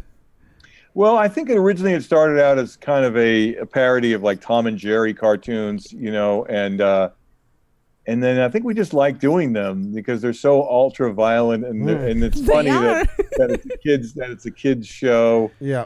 If you go back and look at some of the old Tom and Jerry cartoons from like the 1940s, they're very, very violent. I mean, they're not as bad as this, but I think it was just funny that Marge. I think at the beginning of the show, I wasn't around for the beginning of the show, but I think the original writers found it funny that Lisa and Bart would just love this awful violence, and that Marge would find it like distressing, and Homer would probably laugh at it. And so then it just became a thing that we just love to do. And then sometimes what will happen is, if we're working on a show, we'll all the scripts go through many drafts, and even when the show gets put into production, we'll have scenes that maybe didn't work, it get cut. So we'll be close to the end of finishing the show, and we'll be like, oh my God, you know, we're a little bit short. We have like an extra minute or something that we need to add. So that's sometimes where like one of those Itchy and Scratchies might show up, is at the beginning of a scene, because it's like, well, we have a little bit of room for extra stuff. Let's find something funny there. So we'll throw in an Itchy and Scratchy when that happens. I always thought it would be a bit of an outlet for you guys as the writers. That's where you could kind of like get a little steam off. You know, this is where you could kind of a little less bars, because it's so over the top, ultra, that you can kind of play with it a little more. Yeah, that's true. And I think too, like when you say it, you brought up such a good point. I mean, people say, oh, well, things are so violent today. Back in my day, go open a newspaper from the 1920s and look at 6 mobsters dead, bleeding on the street in any newspaper. It was the most violent time in history for media, in my opinion. You know, totally. You know, I guess people kind of forget it over time. The golden era wasn't always so golden. No, certainly not. You also have been working on Star Wars Lego franchise. How is that been going? That's great. I haven't been doing any work with them lately. I did a couple of series with them over the last few years, but the last full series I did was called Droid Tales, which was really, really fun. And those came out in 2015, it was all part of the lead up to the release of Star Wars Episode 7, The Force Awakens. So those were super fun to do. I mean, I'm a huge Star Wars fan, and I enjoyed Lego. And my son is a little bit too old for Lego now, but when he was a kid, he really got into it. So to work with them, this really great company, and to work with Star Wars, Lucasfilm, was just a dream come true, and so fun. And again, that was another place where the people who were running things, there's a wonderful man at Lucasfilm named Howard Rothman, who was sort of in charge overseeing those projects. And he was like, go for it, have fun, just go crazy, you know? So even though some of my early ones were set, had a lot of jokes, sort of the expense of the prequel films and how somewhat boring some people found parts of those prequel films, especially the scenes like in the Galactic Senate, you know, where they're discussing trade spice run bills and things like that. Yes. But he's like, go for it. That's okay. It's all fun, you know, because it's Lego. So Lego had this spirit of fun and playfulness, and so it was really great because it was kind of a sweet spot where the shows were largely aimed at smaller kids, but at the same time, a lot of the jokes were based on a knowledge of Star Wars, and they were kind of aimed at the older, maybe the parents of the kids who were Star Wars fans. So there's a lot of like very obscure Star Wars references built in with the silly comedy of, you know, Lego Yoda running around. But that would be kind of like writing for The Simpsons, because it's always been written that way, where you have your Homer falls down, goes boom, but then you have the reference to a 1970s flower band. You know, there was something for everybody. So it sounds like you brought that sensibility over there. Absolutely, 100% brought like a Simpsons sensibility there of the ironic jokes, and we did as much as we could. Simpsons and F Family as well. We really love to have the kind of background, like sign jokes and things like that. So Simpsons completely trained me for all that Lego stuff, and they're like little Simpsons cartoons, but with Lego people as Star Wars people. More questions? I can't see the list, so I have more questions. Of course, I pick my butt. That's one of our followers. I pick my butt. Asked. He has the best name. He's going to have 1 million subscribers, and 3/4 aren't even going to know what he does. They're just going to love his name. Really. It's all marketing. He asked, what is your favorite Simpsons character? My favorite Simpsons character. Well, everyone loves Homer, but so I'll keep Homer aside because he's the greatest character of all time. But aside from Homer, probably Krusty the Clown, because as I said, when I was a kid growing up, I just watched like tons of TV, especially old TV shows. So I was a big fan of like old sitcoms, like and variety shows like the Jackie Gleason Show and old Hollywood. So Krusty to me is like the embodiment of all that old Hollywood, old showbiz, Milton Berle, Jack Benny type stuff, you know, kind of curdled into a very terrible person. But that's why I love him, because I love making those references to all those old shows and old actors and comedians and things like that. Awesome. Granny Monster asked, what direction do you feel animation is headed? Is it more handwork or drawings or more CGI? Boy, well, it's everywhere now, you know, because I mean, if you're talking like feature animation, like feature films, it's almost 100% CGI now. But if you're looking at television animation, it's mostly hand drawn. I mean, our show is a combination of hand drawn and a technique called harmony, which involves it's a little complicated, but it involves like drawing the characters and then making them these kind of like, they call them puppets, which it's not exactly a puppet, but it's kind of like a rigged, like a drawn thing, so that you can move the arms and legs without having to redraw it each time. So that's that. But then you look at the most popular probably animated shows right now are like Bob's Burgers and Simpsons, still Family Guy, Rick and Morty, which is an amazing show, and that's all traditional drawn 2D animation. So I think there's plenty of that, and there's a huge amount of animation going on just thanks to the explosion of Netflix, Amazon, Hulu, YouTube, you know, all these places where and of course Cartoon Network, where there's content and people find that animation really does well everywhere, and it's kind of universal in a way. You know, so there's a huge boom in animation right now that's very exciting, and I'd say, like I said, for most of TV, at least 50%, if not more of it, is like traditional hand-drawn animation in some way.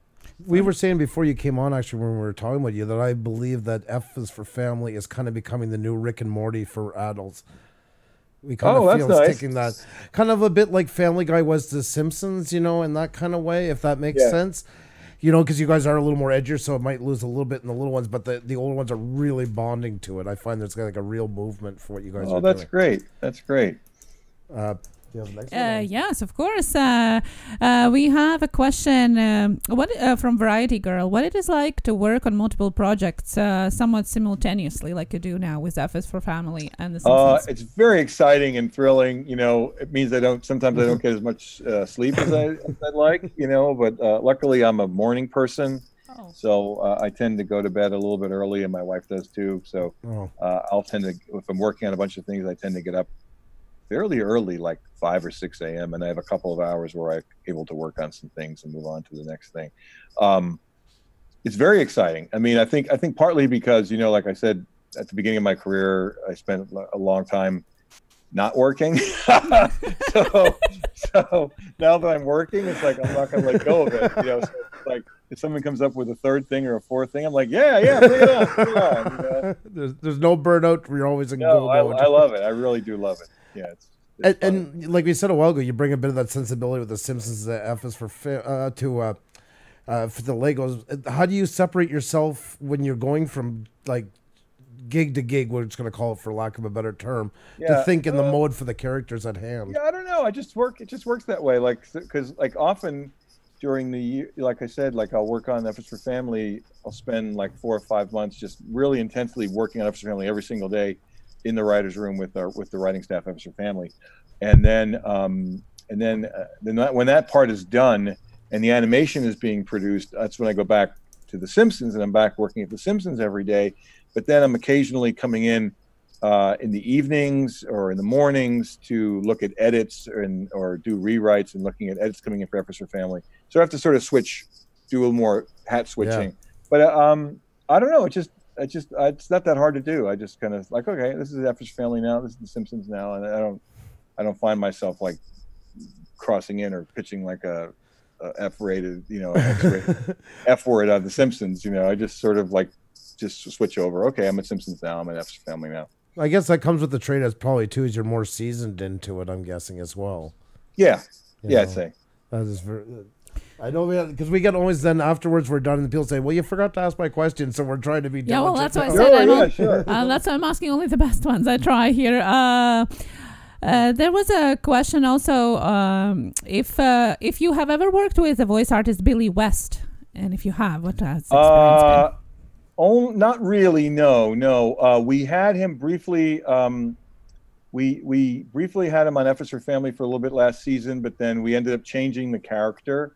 So we ended up not using what he did, but he was great. But I mean, I'm a huge admirer of his work from Futurama and Ren and Stimpy right? Yeah, that's right. Yeah, and all his other stuff. So even going back to when he was on the Howard Stern show, he was like one of the voices in the Howard Stern show. So I'm a huge admirer of his.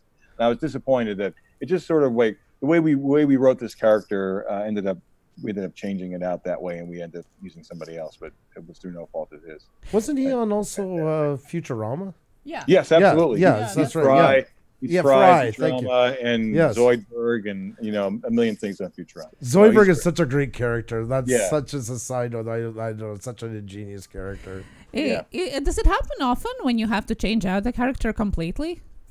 Sometimes, yeah. I mean, especially when we're at the beginning of a new season, let's say of F is for Family, like that's what we did. We that was the character called Scoop in F is for Family, the guy who had the dent in his head, who was the crazy, insane guy. So we wrote it a certain way, and then as we you know, we had Billy come in, and then we realized like we're maybe going to go this different way. So we ended up using actually his Futurama co-star John DiMaggio as Scoop, you know, who plays Bender on Futurama. Another great voice actor. So that happens sometimes where we'll have like entire scenes or halves of episodes that we'll have written that we think are going to use, and then we ended up not. We cut them or change them because we decided like, wait a minute, this is the wrong way. We're going the wrong way with this. We have to sort of readjust it. Is there an animation you've seen that you wish you would have been part of? Not your work, but there's something that you wish you would have been working on too. Just your big. Oh, sure. I mean, it's way before my time, but like Bugs Bunny. I mean, that's my foundational everything in terms of comedy as a kid. back when I was a kid. I lived in the New York, New Jersey area, and I'd come home from school around 3 o'clock. And every day at like 3:30 or so, our local channel 5 would show a half hour of Bugs Bunny cartoons. Right. And I never missed it. Wow. I never missed it. I loved them so much. They were so great. And like that. So, I mean, that's huge. They're great. And even now, when my son got old enough, I started showing him DVDs of them, and he likes them. And they're just so perfectly made and so funny. And that's the thing. If I could have been like, just to be around and see what the process was like of making those cartoons, I would have been so happy. The kind of the glory days of cartoon work in that part for that style. Yeah. And everything. Yeah. And there's one question I need from myself that I had to ask you. I've heard Seth MacFarlane say, you know, everybody thinks there's this big rivalry between the Simpsons and us, but we actually all get along and respect each other. And I would say that's true. Yeah, I would say that's very true. I know there was a thing sort of at the beginning between the two shows, and I wasn't around on the show so much then at that time. But since I've been there, there's a lot of writers who've gone back and forth from the shows, and Rich Appel, who runs Family Guy now, was a Simpsons writer back in the 90s, and there's a lot of back and forth. And we have no problem with him at all. And actually, I wrote an episode of The Simpsons some years back where Marge met a guy who was kind of like an online stalker of hers, who met her online. Yes. Seth played that guy, right? So I got to go and be there and record him, and when he recorded the part, he was very funny and he was very nice to us. And so it's good. He must have been interesting to work with as well. I mean, he's a very dynamic person too, and he's he was very nice, very charming, very very happy to do the show. We ended up going over to his offices where they make Family Guy because they have a recording booth there. So he was great. That is so cool. Awesome. Well, I wanted to know, of course, season 4, I think, is in the works, right? Well, we're not picked up yet, but we're hoping that we are. We feel pretty good about it. So we're already sort of exploring ideas of what we'll do. Yes. Well, I'm pretty sure it has to. It has to. Everybody is gonna do a big uproar on internet if it is not picked up. Oh, big time. Big time.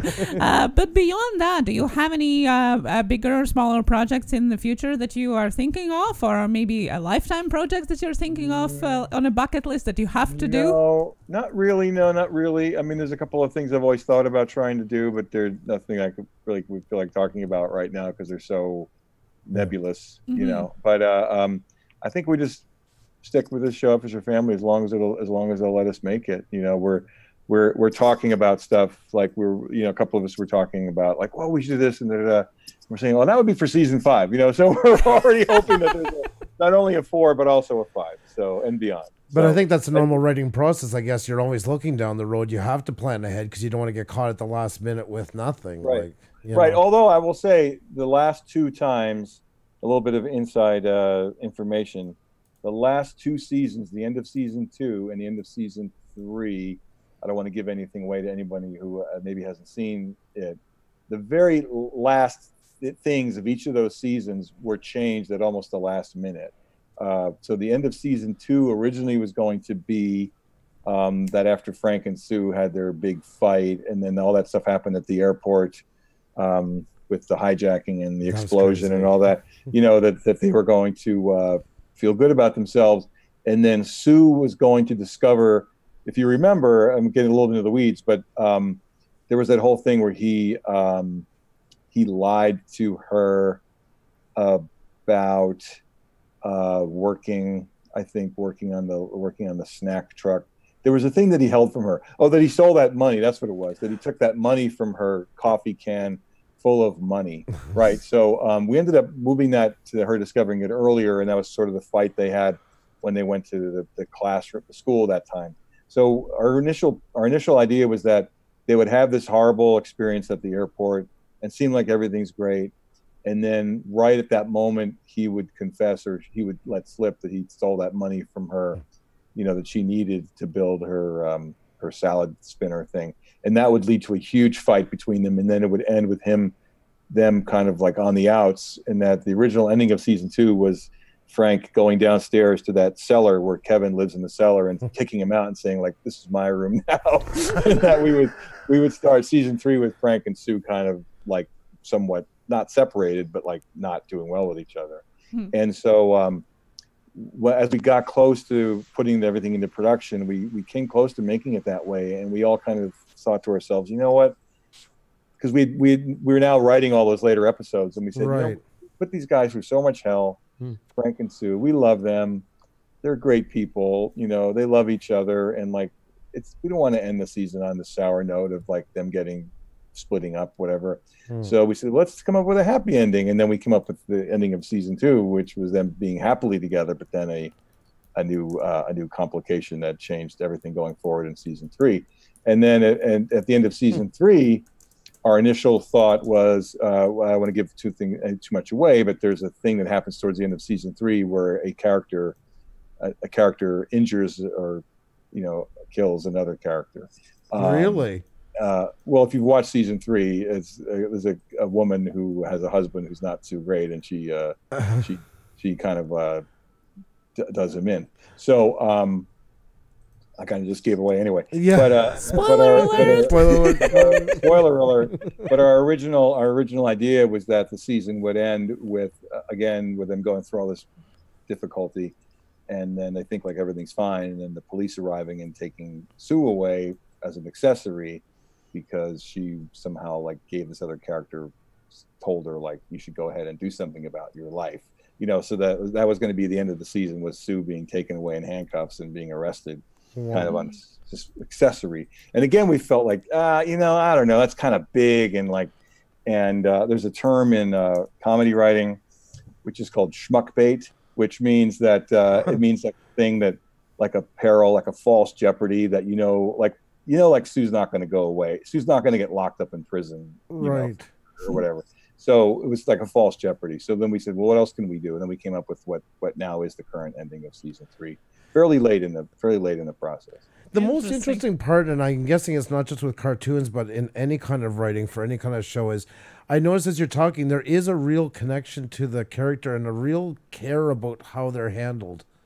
That's what I'm finding so amazing, like this impassionate feel and like impassionate plea. We can't go this way. I can't watch. No, they're real people to us. They're real people to us. And I'd say one of the things that's so fun and so rewarding and interesting about working on F's for Family, and what is one of the things that sets it apart, or I want to say makes it different from The Simpsons, because with The Simpsons, which is a storytelling style that has lasted for 30 years and 640 episodes, is that every Simpsons episode ends sort of back to square one, where, you know, everyone goes through a crazy thing, but then we're sort of resetting again, and the next episode could be a whole different thing.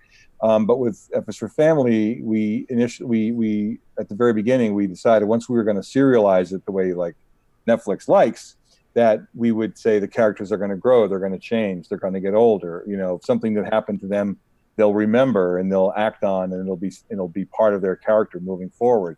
Right. So as we did that, we realized that we didn't want to like just keep hitting the same notes every time. Right. So that we found like these really funny characters, but then we found what's really rewarding and fun and different is to then like get a little deeper inside them and find room for them to grow and change. And you know, so for instance, like the character we mentioned before, Bob Pogo, who was Frank's boss, you know, in season 1, he's pretty much just an odious villain, you know, who yells and screams and sells Frank out and does horrible things.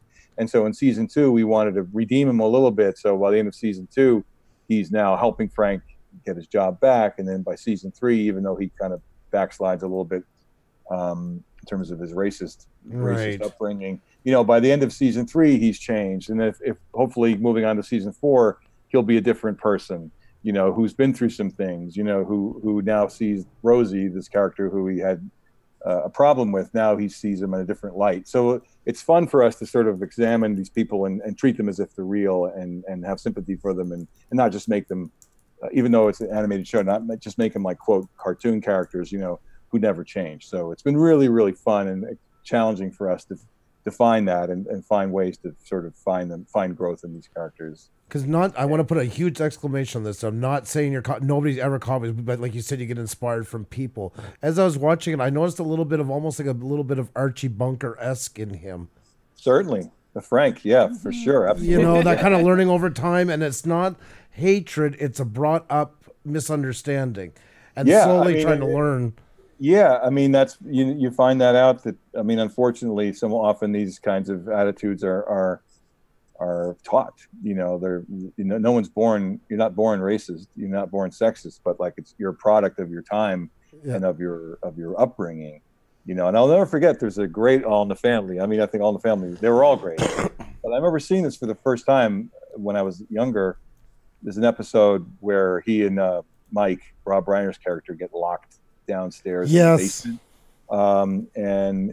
And they, you know, they're freezing to death, and you find all the stuff out, and Archie tells the story about how when he was a kid, he was so poor that all the kids made fun of him and called him shoe booty and all that stuff. And I'll never forget that, because I was like, wow, this is a real guy. You know? Strong, such a strong presentation. Yeah, that's what we like to do with our characters. Is sure they're animated, sure they're crazy, they do crazy things, but we always think of them as real people.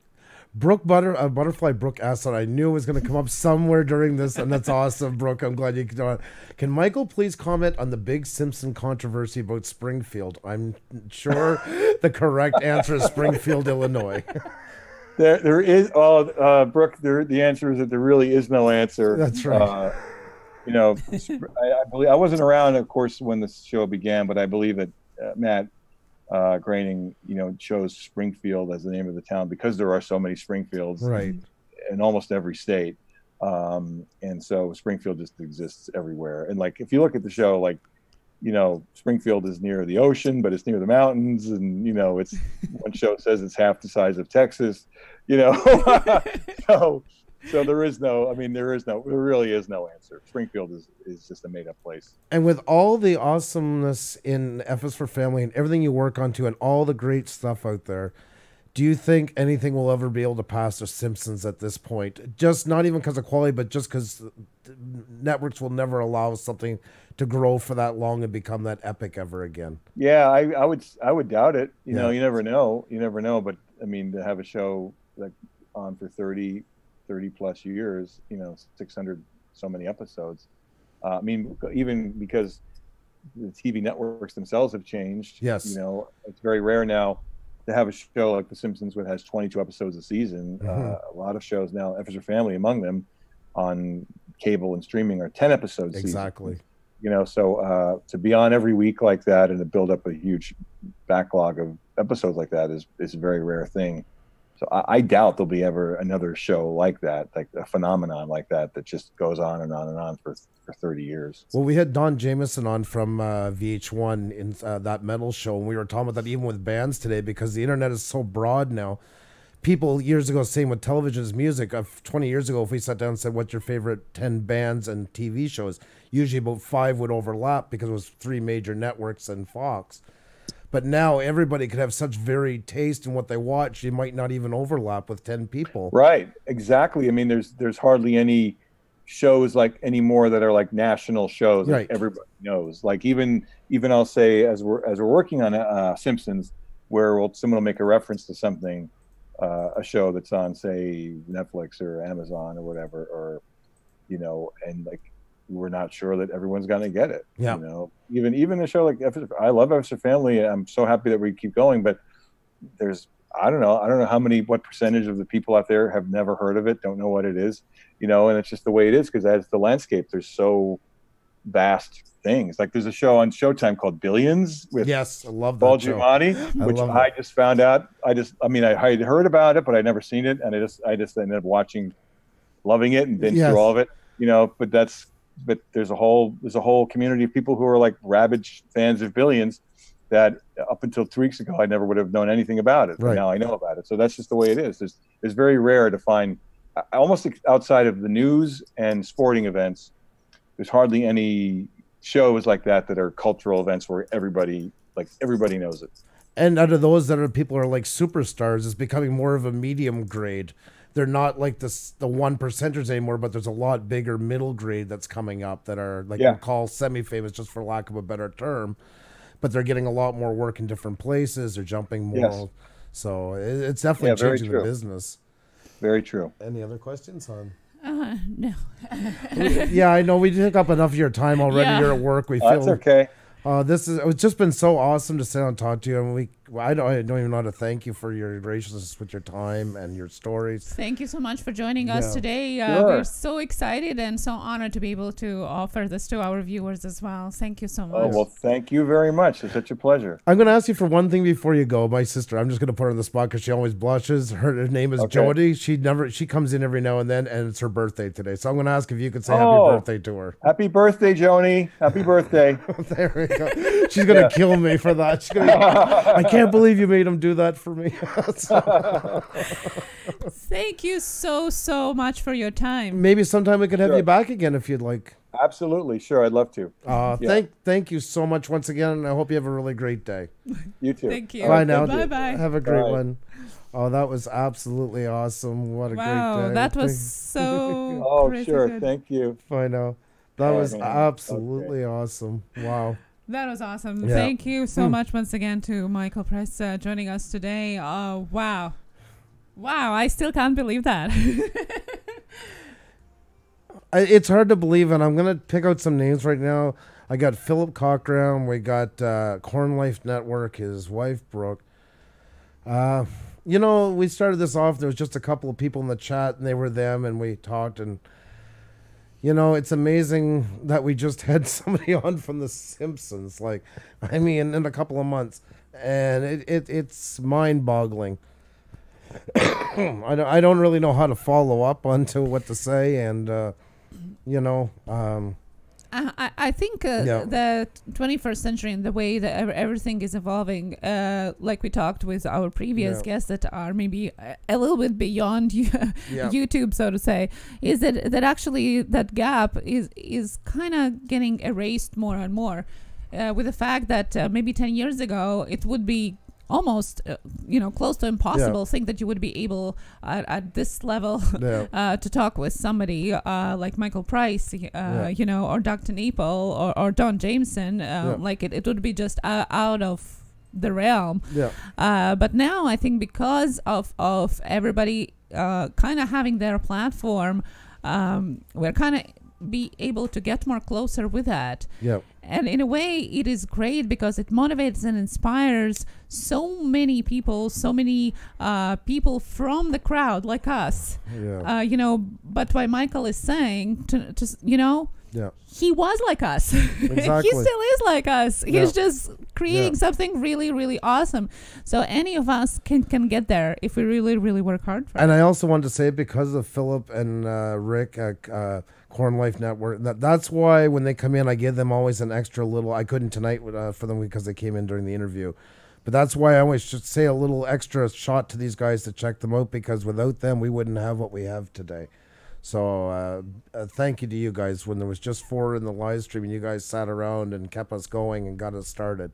So I always try to give you guys an extra little push when you're in here, because I appreciate that. So that was amazing. That was absolutely amazing. Heart's still beating. Yeah, and guys, don't go anywhere because we got another guest coming. That's right. For those of you that were gracious enough to spend this Wednesday with us, we have a little surprise for you. That's right. You thought that this is the best you can get on this Wednesday. Well, we have an extra special guest for you tonight. Yes. So stick around and don't go anywhere. This hasn't happened too often. 2 guests in one night. No, exactly. I'm going to pass it over to you, hon, while I get everything set up. That's right, guys. And this is the time once again to hit that like button, share it out, run quickly to the bathroom, fill up on your coffee, share it out, and we're going to have amazing guests here that we are so excited to have.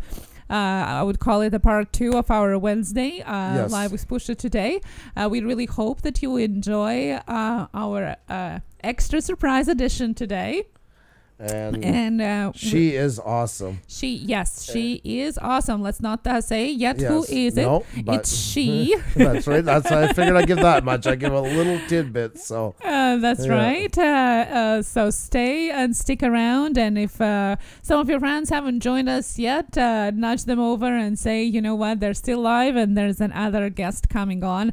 in a very few minutes. I wanted to say thank you also for the Life with Ankylosing Spondylitis and the PMDB who rated us during the interview as well. Thank you so much to everybody and to them as well for rating us. We got 3 rates today, which is amazing, awesome. Crazy.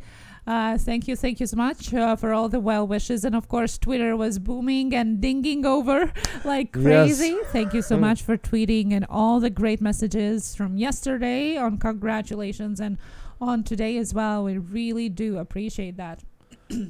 And guys, I know that I've seen there was a lot of buffering going on. It's too bad on a night when we had such a great guest, but thank you guys for sticking it out. Really do appreciate it. So thank you so much. Definitely. Yeah, I see Rick was saying he had a Wikipedia page. It's crazy. Like Don Jameson, same as we had Doug Tenaple. They also are listed up on Wikipedia and IMDb's as well. It is crazy. I don't know if you can call it the next level, but it's it's like having yourself in a dictionary, and that's encyclopedia in old times, that's for sure. Yeah, guys. We also don't forget about our selfies. We're going to be getting back to them. Hashtag Blue Orange Group. Take a selfie and put it on social media. We have our next guest. We have time now for our next surprise guest. Are you ready, guys? Let's get this wonderful lady set up here and let's bring her on. How are you doing tonight? Juliette Miranda, how are you? And we can't hear her just yet. That happens on every one of them. I'm going to put them back for a second, take them off the spot. That's right, and when guys. I hear that voice kick in and I know that voice, I know we're ready to go. Every time, that's the one thing with Zoom. There always seems to be that first thing with voice. I don't know what it is. Yeah, it we'll always have to works get out. In touch with Zoom for that one. When you can say hi, Juliette, you just let us know. Yes. Hey y'all, here I am. There we go. There she is. How are you? Hey guys, doing great. How you doing? Well, we're doing awesome, and thanks to you. Thank you. You guys did a fabulous job tonight. Really, the applause is all yours. You guys were awesome. Oh, well, you guys have been throwing some pretty good people at us to help us practice, I can't say. Wow, thank you so very much to you and your guy. You guys were awesome to do that. Thank you so much. Of course. Well, we're happy to help. I mean, we're all in this thing together, right? So, we should all do what we can to help each other. Well, you've definitely gone above and beyond. I'm not going to let you just end it at equal. You definitely went above and beyond in that one. So, yeah, that's right, Philip. Wow, Juliette Miranda, that's right. And for those of you that don't know, Juliette Miranda is an author of a book and essayist. She's also reviews Bourbon. And, of course, she's a host of the podcast Unwritable Rant. Top 200 podcast on iTunes, and you might wonder, why do we have her on today? It's because we wanted to thank her and her guy for giving us an amazing opportunity to talk with some amazing people and giving you guys a chance in chat see them as well. So that's why we welcome Juliette again here, and wanted to tell you guys, not only is an amazing podcaster, she also has a YouTube channel. That's right. So that's what we're going to do today, is going to try to push that. Definitely, guys. I think so. This channel has to be seen, guys. I cannot stress that enough. This has to be seen. I'm just straight out telling you, I do the pitch and I get the wheel going and all kinds of crazy. None of that tonight. Just subscribe and you'll not regret it. That's my pitch. As simple as that. You're not going to regret it. You are absolutely awesome. Oh, I went to the wrong one. Oh my God. There we go. I moved all my windows around tonight because they're in scenes in OBS, and I just should have did that. So what's all new with the world of Juliette Miranda? Well, gosh, it's the holiday season, so we're kind of slowing down a little bit. Going to take a 1 week break from podcasting, but we've got all sorts of great interviews that we're working on for the new year that I'm really excited about. You have some interesting guys, and I mean, from all and I mean, anybody who likes music, you are the girl to go to. So, Yeah, that's very true. And there's some big tours coming up. So we're hoping to get one or two of the people on those tours, but I can't talk about it just yet because it's still in the works, but we're really, really excited. Isn't that fun though? Like, I mean, you've been doing this for a long time, being connected with the music business, and you've just taken it to the next level again and again, which is so cool. Yeah. I mean, I've been writing about rock bands since I was 16.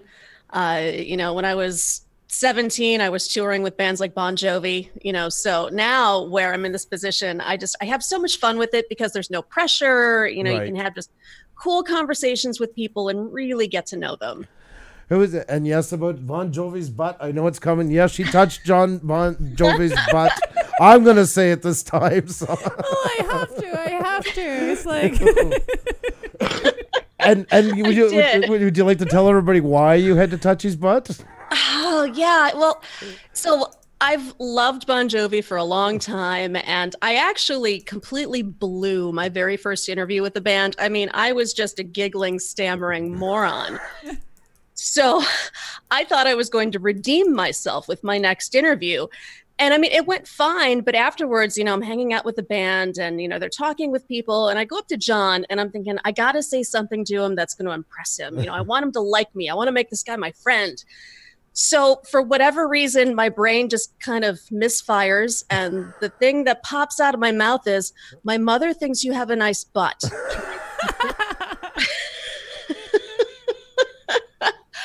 And the guy was super cool about it. He didn't, toss me out of the backstage gate or anything like that. He just kind of looks around and goes, well, all right, just don't tell my wife. And then he turned around, stuck out his butt, and I just got to, just get a little bit of a squeeze. It was delightful. Oh my God. I'm sure many women and maybe men have dreamed about this. You've heard us say a while ago, it's my sister's birthday today, and if she's in here, she's admiring the hell out of you right now more than ever. To every John Bon Jovi concert ever in Montreal, I think. No, imagine if I said that, I've always wanted to touch Beyonce's butt, and then I'd be part of the Me Too movement on the bad side. Well, no. It's not exactly the most professional thing that a person can do, but these were different times, Right. Yeah, and he said yes, so it's all... He did. I asked permission. That's right. I didn't just grab. I asked. Yes. Even as a guy, if I went up, oh, by the way, Beyonce, do you mind if I grab your butt? And then when the security guards were beating the snot out of me. Yeah, you're never going to see her again. No. So there is a little double standard and all that, but you know what? Why not? So why not? Exactly. It's all about fun. Exactly. You do it, it's like, oh, how cute. Exactly. Yeah, I was just some cute, harmless little, girl. So. For those of people in the chat and that listening that maybe don't know the bigger story behind your podcast and how it all came to that, maybe we can go a little bit into that. What were you doing as a behind the scenes rock and roll journalist, so to say, and how did it end up being a podcast? Well, I started as a writer. So when I was 16, I loved music. I wanted to share my love of music with people. So I just, I got really industrious, and I started following a couple of bands around that I liked, conned my way onto a couple of tour buses, and launched my career as a rock writer. I wrote a book about it about 10 years ago that was published. And after that, I started getting a little restless. I wanted to do something different. I didn't want to go back to the music industry. I didn't think that books were exactly the best format for publishing my work anymore. So I decided to start a podcast and become a storyteller and tell all of my crazy stories about, dating rock stars and interviewing them, and, the crazy life that I live with my guy. And I love it. Like the way you talk, it's just the mic on. And there's no upselling it. It's you. And the more you get to know you, I can just see you just flipping on the mic. This is me telling a story. And it is. It's pleasing to the ear. Thank you. Thank you for that. I really hope that, it's just a 30-minute podcast once a week. And I really hope that it just has that comfortable feel where it's just like two people hanging out in a bar, drinking cocktails and trading crazy life stories. Yeah, that's exactly it. I think I think you've probably heard me saying it. Ever since the early 2000s, where we thought we got our taste of reality TV and it was definitely anything but, we've all been kind of craving that since then. And through YouTube and podcasts, we're finally at that point in the world where we can actually start doing that. giving a real absolutely. story. It's liberating. Yeah. It's great that we have this outlet. You know, we don't have all the controlling factors that a regular show has keeping you from doing that. It's your call when you turn on the mic or the camera, how you want to tell your story, and that's what's cool. Well, and that's why I really didn't want to publish another book, was because I was really having trouble finding the right publisher who wanted to showcase my stories in the way that I wanted to present them. They wanted to put an angle on it or a spin on it that I wasn't necessarily comfortable with. Right. So here, you know, it's just me and a microphone, like you said, and I get to tell, you know, whatever story I want about whoever I want. Although I do disguise the names. I don't talk about people specifically unless it's John Bon Jovi. You are so awesome. I even see you in the chat typing because I know you, and I'm like, I can see that fiery redhead giggling and typing. I can see it as clear as day. I just love your energy. I love your spirit. I'm that nutty, crazy chick, you know, the one who gets into trouble and causes trouble and keeps things interesting always. I'm just, you know, ask my guy. He'll tell you. He's always the not bailing you out. I don't want to say that. He's the one huddled up in a corner in the fetal position, just going like this. But he is the best partner in crime I could ever ask for. He really is. I mean, you know, he keeps me out of trouble. He gets me into trouble, and we are just best friends in every respect. And you are, like, you can see it even in a picture, and that you can tell that you guys were just soulmates times 10. Like, you know. Oh yeah. I mean, after, you know, 30-ish years of dating the most awful human beings on the planet, I was really, really lucky to find him. How did you meet? Yeah. Ooh, we actually met on MySpace. Really? Oh, that's interesting. Yeah, he was in a band that I knew, and the lead singer was kind of trolling all the girls on MySpace in town, saying, "Hey, we're coming. You know, you got to check out our show." Right. So I showed up, and he and I started chatting, you know, ahead of time, just on MySpace, going back and forth. And, you know, I showed up at the show, and it was an instant connection. That's awesome. Wow. About how long ago was it? I won't get into all the specifics, but 10 years. 10 years. 10 years. We just celebrated our 10-year anniversary. Congratulations to you guys. Thank you. That is so well. I think like Xenia and I, we met on a video game. You know that, I believe. That's right. Yeah. So we kind of have a similar background. So yeah, we met in this video game, and it just plops everybody in a start plate. Well, there's different areas. We just happened to get dropped in the right spot, and we hated the game but stayed friends. And yeah, MSN and all that. And look at you now. Yeah, that's right. Kids and the whole kit and caboodle. And yeah, you never know. Beautiful. And I love it. Talking with people through these interviews, I would have never guessed how many people actually have met on internet. Yes. They have been numerous. I think more yes than no people that have met each other on internet. Yep. It's crazy. That is so true. We have friends who are podcasters, and they lived across the country. One was in California, one was in New York. And they met online. They, you know, on social media, they started chatting back and forth, and they got married, and now they live, you know, in the same state. It's incredible the way that this medium can be so divisive, but also bring people together so well. That is very true. You actually nailed it right there. It's like anything else. I always say it's like religion, or it's like a weapon, a gun, or anything. In the one hand, it's an awfully great weapon. A tool, and the other one, it's an awfully divided force. And I guess it kind of works the same way for people connecting as well. Yeah, it's fascinating the way that we have this, and we haven't quite figured out how to use it for good entirely. But we're well on our way. I think that's just human nature, unfortunately. Yeah, that's why I tell people I'm a misanthrope, because I just can't handle the drama. But that's just me.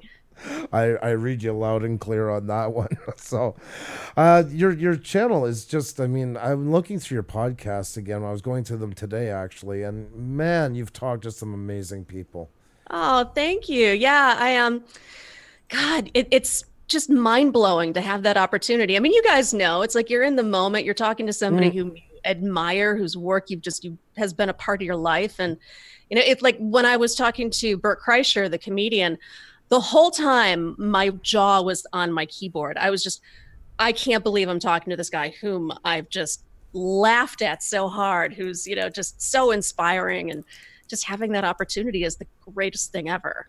Isn't that awesome? I mean, look at the KK Downing. Like, I mean, what was that like talking to him? Like, he was the nicest guy. You never know what you're going to get with a musician. yeah. You know, they Yes. could have an attitude. They could just not care. But he was a true gentleman. I just really, spoke well, gave me great answers, was thoughtful, really just cool guy overall. It was an excellent list. Like, it was really good. Like, Thank it was you. very engaging. And yes, I found him too, like, so interesting to listen to, and great story. But he didn't oversell it. He talked, which is nice. Yeah, I mean, that's the tricky part of doing an interview sometimes, especially with the podcast, because I try to keep them within, at the max 40 minutes. So Right. there are points that I want to hit throughout, but I also want to let the person's personality come out too. So, there's a bit of a balance that you have to do.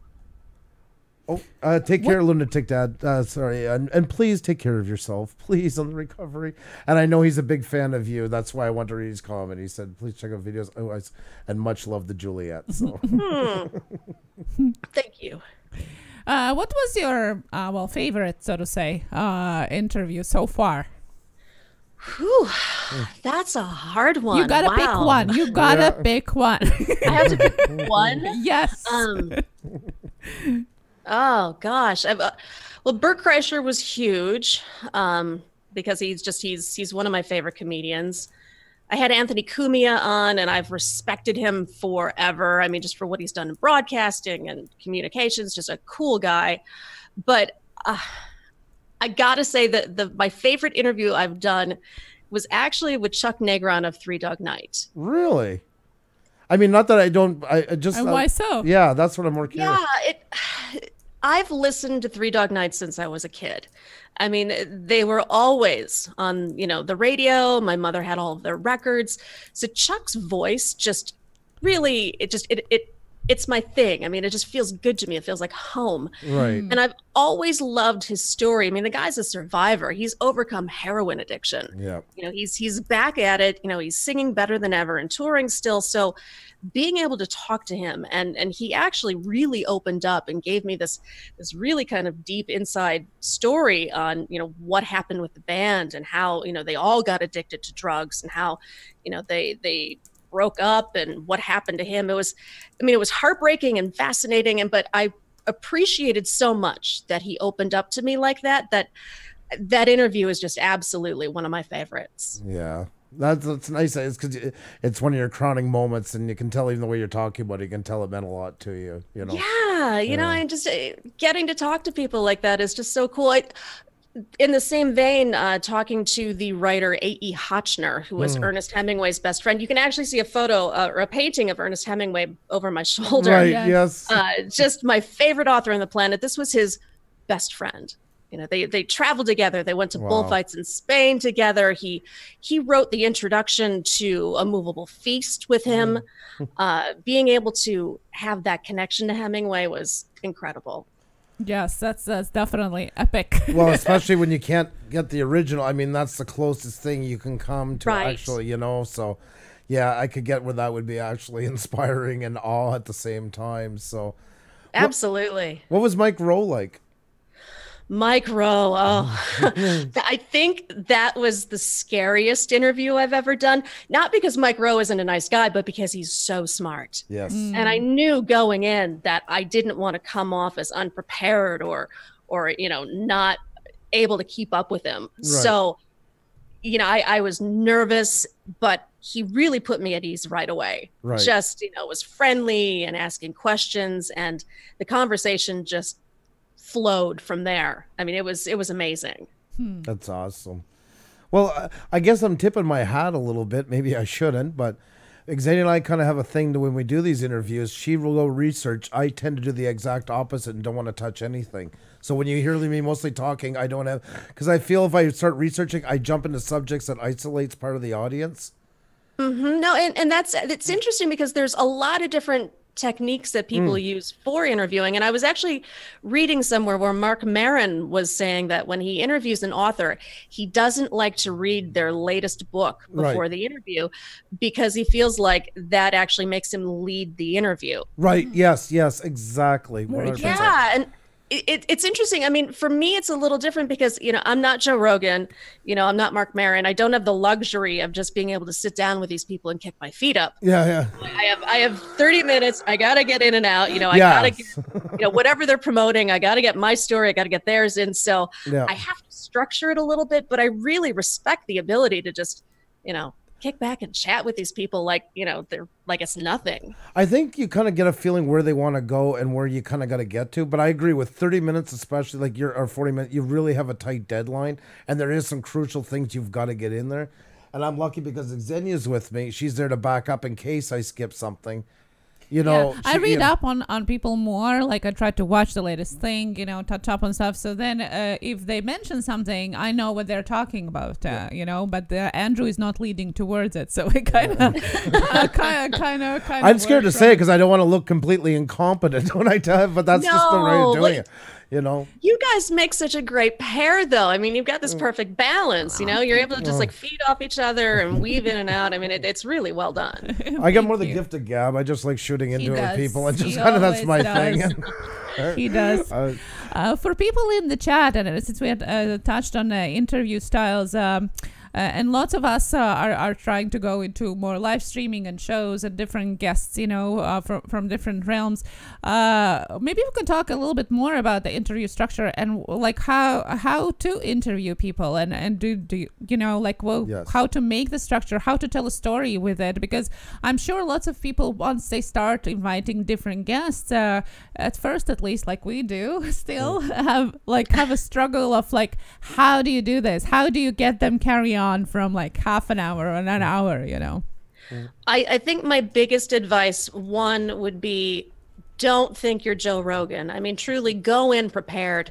Yeah. Doing that casual interview isn't going to happen right away. Right. I would absolutely say, look at your journalistic W's, your who, what, when, where, and why. Find out in your research what makes this person tick, know about their current projects, and then structure your questions around that, and then let them lead you. Mm-hmm. The worst thing you can do is plan too far ahead. You just need to kind of listen, let your guests speak, and then guide them where you want to go. Yeah, that's right. So you never write the questions down. Do you have like a points that you want to touch up on, and then you just go with the interview? I keep a very detailed outline, especially when I'm interviewing somebody like Mike Rowe, who has so many different projects and so many different interests and things that he's done. I want to make sure that if he goes off on a tangent, I either know how to bring it back around to where I want to be or lead him somewhere else where it'll keep the story going. Right. So you cannot be early on too prepared. You can't just sit back and be like, all right, so what's up? Right. You got to get something out of them first. Definitely. That's very true. And even when I said that a while ago with me, like, I mean, I still catch up on what their projects are, certain things, what I mean? Because you're right. They could jump 7 different ways. Michael's a great example of that. I mean, he's got a ton of projects going at the exact same time. So he was quite varied. So, he's a really great speaker, by the way. He was really interesting, really engaging. Yeah, I know. I just love the way he talks. Yes. Oh yeah, it sounds like so much fun. Yeah. It's so easygoing. Yes, exactly. Yeah. You hear the enthusiasm in his voice. It's just it's always a good listen. Mm-hmm. As we get these people in more and more, I'm getting more and more surprised how down to earth they are. Yes. And I think we have this kind of like this idea of people in Hollywood or whatever category it is, that they're somewhere up there and they're completely different, like alien style different people than we are. But then you get to talk with them and it's like, no, they're so amazingly down to earth. And I'm sure there are people that are still aliens, but Sure. all together, it seems like there is not so much of a difference between, regular humans, so to say, and people who have made it in Hollywood or in music business. So do you feel the same way or similar way when you're doing your interviews? Yeah, absolutely. I mean, the best thing you can do is just treat them like another person. Yes. You want to talk to them like you're, like almost not like you're interviewing for a job. You want to keep a little bit of professionalism there, but you also want to be friendly and you have to connect with them on, whatever your shared interests are, or just being a fan, you know who they are, their work, it's like talking to anybody. Yes, definitely. Well, when I worked for that music company, I mean, when you get them in the car and you're running between places, they're humans. Yes. Oh, yeah, my kid's got a play. I got to call and wish him good luck. Hun, did you get the garbage thing? You know, they're not talking like, do you have a gold mansion? It's not that kind of talk. No, not at all. I mean, just because they've done different things than we have, you know, they're still just regular people who, you know, who are maybe in a bad mood when you talk to them, or, you know, maybe they're in a great mood, and it's up to you as the interviewer to make them feel good regardless. Dave Mustaine said that to me one time, that, you know, that was the thing, is sometimes they'll say you're an asshole, but they don't realize at the time they've been clamoring onto you for 30 minutes. And any human being is going to get tired of that after a while. You know, you can't even breathe. They're not like a subspecies. They are humans the same as us. And picture ourselves in that for a moment. And it's true. I mean, and I really have sympathy for a lot of celebrities. I mean, it's real easy to get annoyed when you hear them, you know, throw somebody's camera across the room, or say, no, I'm not taking any pictures, or no, I won't speak with you, because they've probably spoken with 75 people earlier in the day. And they've had to tell the same stories. They've had to make the same smile, and they get tired just like the rest of us. And I realize it is their job to be personal and to be a celebrity, but everybody's got their breaking point. Yeah, that's right. And then sometimes when you get that sound bite, you miss the first 50 minutes where that person was just hounding them to death till they finally snapped.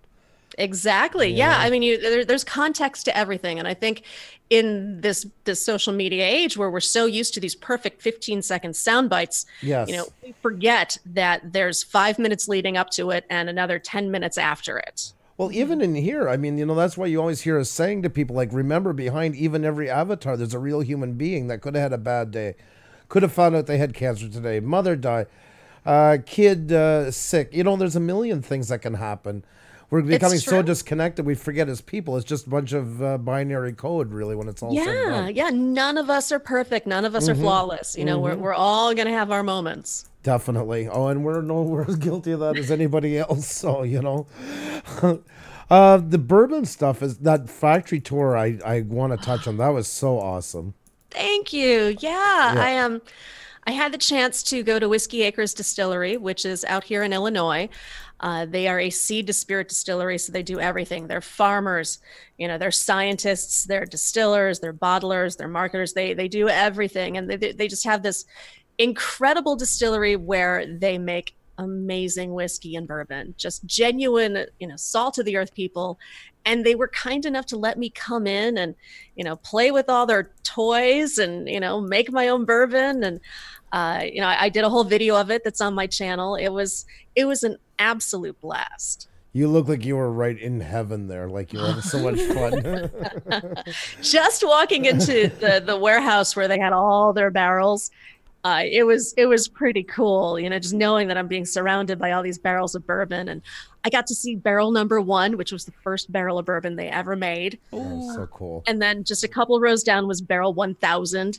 So it's just cool being a part of somebody, like a small business like this, and seeing the hard work they put into it. And they do. I mean, it's a love of passion, because the work that goes into that is so painstakingly time consuming. I mean, I had no idea just the amount of work that goes into making one barrel of bourbon. And you appreciate a little bit, you know, the art of it and kind of the intuition that goes into being a distiller, because so much of it is based on your senses, your smell and your taste, and just this gut feeling that it's ready to go. Yes.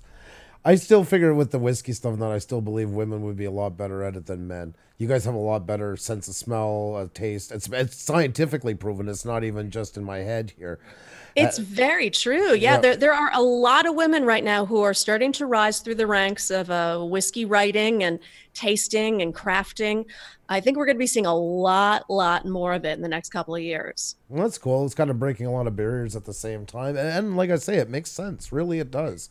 Yeah. I mean, it's not just a boy's business. It really isn't. Well, like they did Diva the other night, and he's a beer reviewer. He was saying that that's exactly it. Yes. That women do have more sophisticated sense of smell and taste. But really, all the food industry and drinking industry mostly have been based on men right up until now. So it does make sense.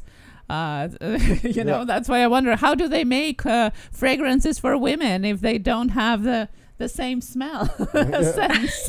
You know, right. How do you know? How do you know? Well, that's like men designing all the bras all these years and not one that I know that's wearing them. So, you know, we kind of put our nose in a lot of places where it really didn't belong. So that explains that's right. so much. That's probably the most enlightened thing that's ever come out of my mouth. So you heard it here, folks. Well done. Well done. We have a joker. We're just joking before anybody comes by. We always say the calendar in here. If you look at it, we'll say 1956. So we're like pre-Archie Bunker. But yeah, so that was a big leap for me. No, but it is true. And I do believe that. I mean, especially for the scent and taste and that. I mean, I think it's a lot more appreciated on a woman's palate because it's more developed sense. So it just makes sense. Absolutely. And what's interesting too is that whiskey doesn't have the same sort of written criteria that something like wine does, where you can become a sommelier and you have to go through extensive, you know, testing and schooling to learn about the different flavor profiles and all the different vintages of wine, whereas whiskey really is a learned trade. I mean, it's passed down from person to person. Right. So it's definitely got a lot of room for people to step up. That's true.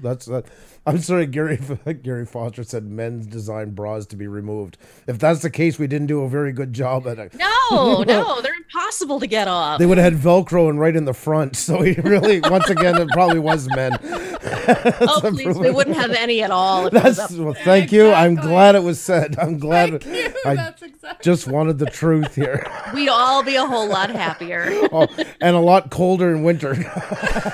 I guarantee you that. Godspeed was asking, what is she drinking? Oh, this would be a glass of Russell's Reserve 10-year bourbon. It's from the Wild Turkey family, and it's an aged bourbon, so it's got a lot of spice on it, like a really high rye in the mash bill. It's my favorite winter drink. Oh, wow. That sounds so good right now. So good. So good. Winter drink in California. Do you know how cold it is here tonight?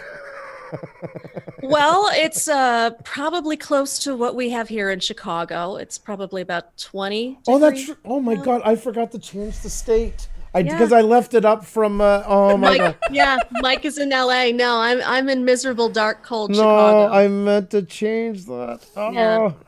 Yeah, it stinks here. I am so sorry.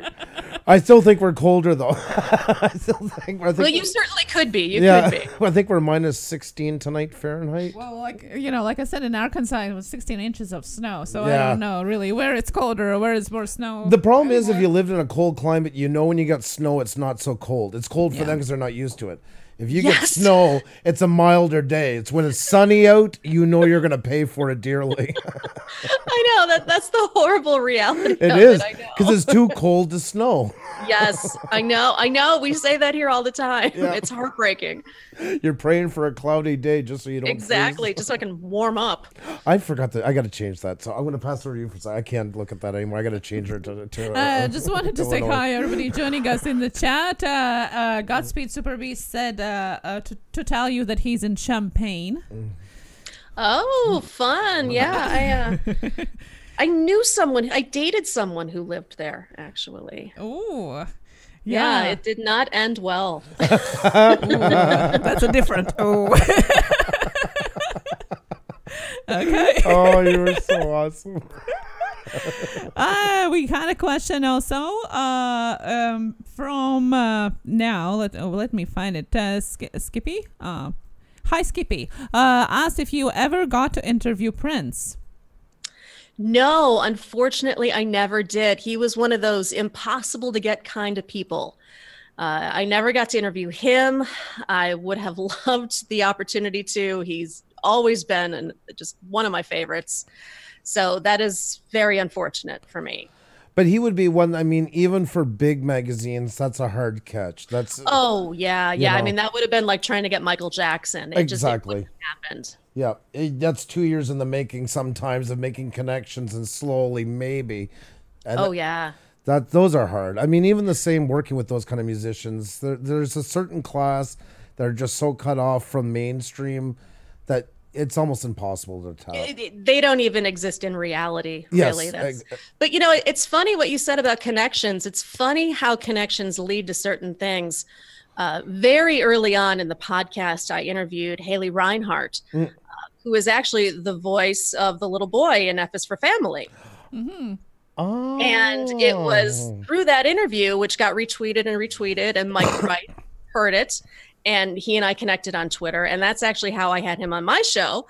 And then it, comes around again. And now he's with you guys. I mean, it's just funny the way connections, pan out for everybody. Yes, so cool. it's so cool. It's crazy. I was actually thinking of that to offer sometime if we can return the favor to you. I don't know if you ever seen our interview with Doug TeNapel. I did not know. He's the one who created the iconic video game Earthworm Jim, which became a TV series. Oh, right. You were talking about that. Yeah. That's right. I thought of that sometime if you ever want to meet somebody. This guy has had everything too, and he was such an interesting interview that night. Yes, he's very interesting for sure. He's gone on his own. There's a whole story about it, which, long story short, how I met him. One night I went to bed and I always put on, you get your recommended live streams. And there was one with 850 people in it, but they only had 1.6K or something. Yeah. It doesn't make sense. So I'm like, this is botted. I got to see what's going on. And they're Comic Gate, and they're kind of gone rogue from Marvel, Pixar, all these big companies that they've worked for. And they feel that the social justice warriors have pushed them too much in a corner that they have no creativity left. And they've gone completely wired on their own band, and they're producing their own stuff now, all through Indigo, all through counter promotion with each other. And I met this guy because I was looking at the panel. I'm like, I don't know anybody here. This is so out of my realm. And I look at his videos, and here is Patricia Heaton, the mother from Everybody Loves Raymond, sitting in his living room doing an interview. And I'm like, what is a Doug TeNapel? So I start looking it up. And this guy is pitched in front of Steven Spielberg and done all these things. I mean, and he was so interesting. And he actually has his new book coming up, Bigfoot Bill. That is all funded completely by Indiegogo. So he went completely on his own, and it's been founded just by his fans, and it's coming out, I think, just in a couple of months now. And what he's doing is he's doing a live stream every day, drawing it live for everybody. So they're seeing this thing actually being created page by page. Oh, how cool. What a great idea. Yeah. But the most interesting part about it is at the end of all these live streams, this is a guy that's got connections, like I say, at Steven Spielberg's house many times. He was an exec. He had a show in ABC or NBC. Yeah, SpongeBob movie and all those. Yeah. He just throws the hangout in the chat and invites all these young artists to just come and draw with him for an hour. Wow, I love it. What a cool guy. Yeah, and that's how I met him. I went up and took this chance, and we got talking. I'm like, this is going to either work, I'm going to look like the worst hack ever. And I just got talking. I said, well, this is what I do. And he's like, I love it. Okay, wow. Well, I said, maybe sometime you might want to come. Yeah, let's do that. Let's get connected on Twitter. Let's make it happen. And then a week later, he come up and was like, you're so cool. Yeah, all you got to do is ask. That's everybody asks us, how do you get interviews? Well, we ask. I mean, it's really, you don't get what you don't ask for. Exactly. And you got to deal with rejection. Some are going to say no. And it's just the way it is. And you got to put a wide net once again to catch some good fish. Yep, that's it. So, do you do a letter like that? Do you have a standard letter that you send out to people now? Yeah, we do.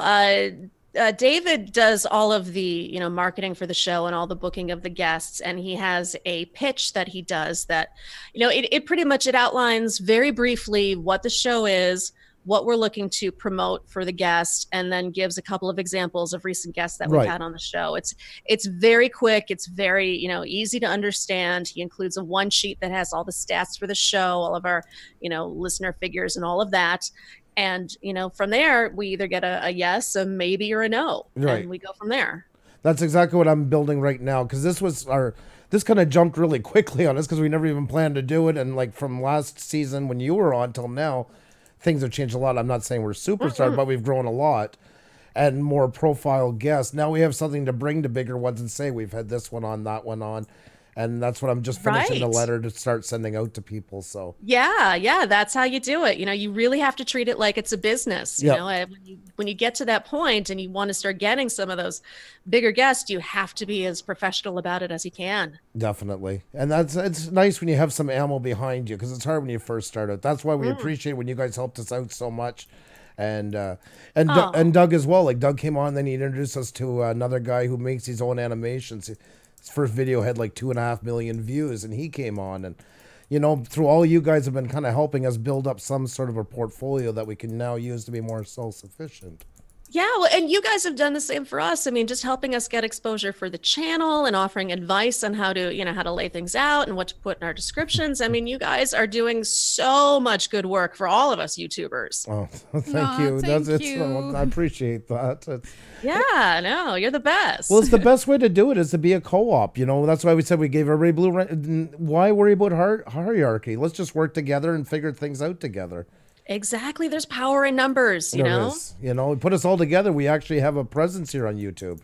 Right. Yeah. I mean, let's take advantage of it. Let's help each other out where we can. Definitely. You know, YouTube is such a big, ocean of fish, I call it, really, because, you know, and that's why sometimes I don't get the whole competition thing, because there is so many people that are making content. There is even more people that are watching it. There's place for everyone. Like, you know, there's always going to be somebody that are going to be able to find you if you promote it. Obviously, if you hide it in your hard drive, it's going to stay there. But there's always going to be somebody that potentially can be watching you, you know, and there's always going to be more shows that they can potentially watch instead of you. So instead of competing with each other, I think we're better if we go together on it, you know, if we learn from each other and try to grow together instead of competing with each other. Yeah, I mean, that's really how we started building the podcast up early on. Yes. We got connected to Podern Family on Twitter, which is exactly that. It's a collection of podcasters who, you know, just support each other. You know, we share each other's shows.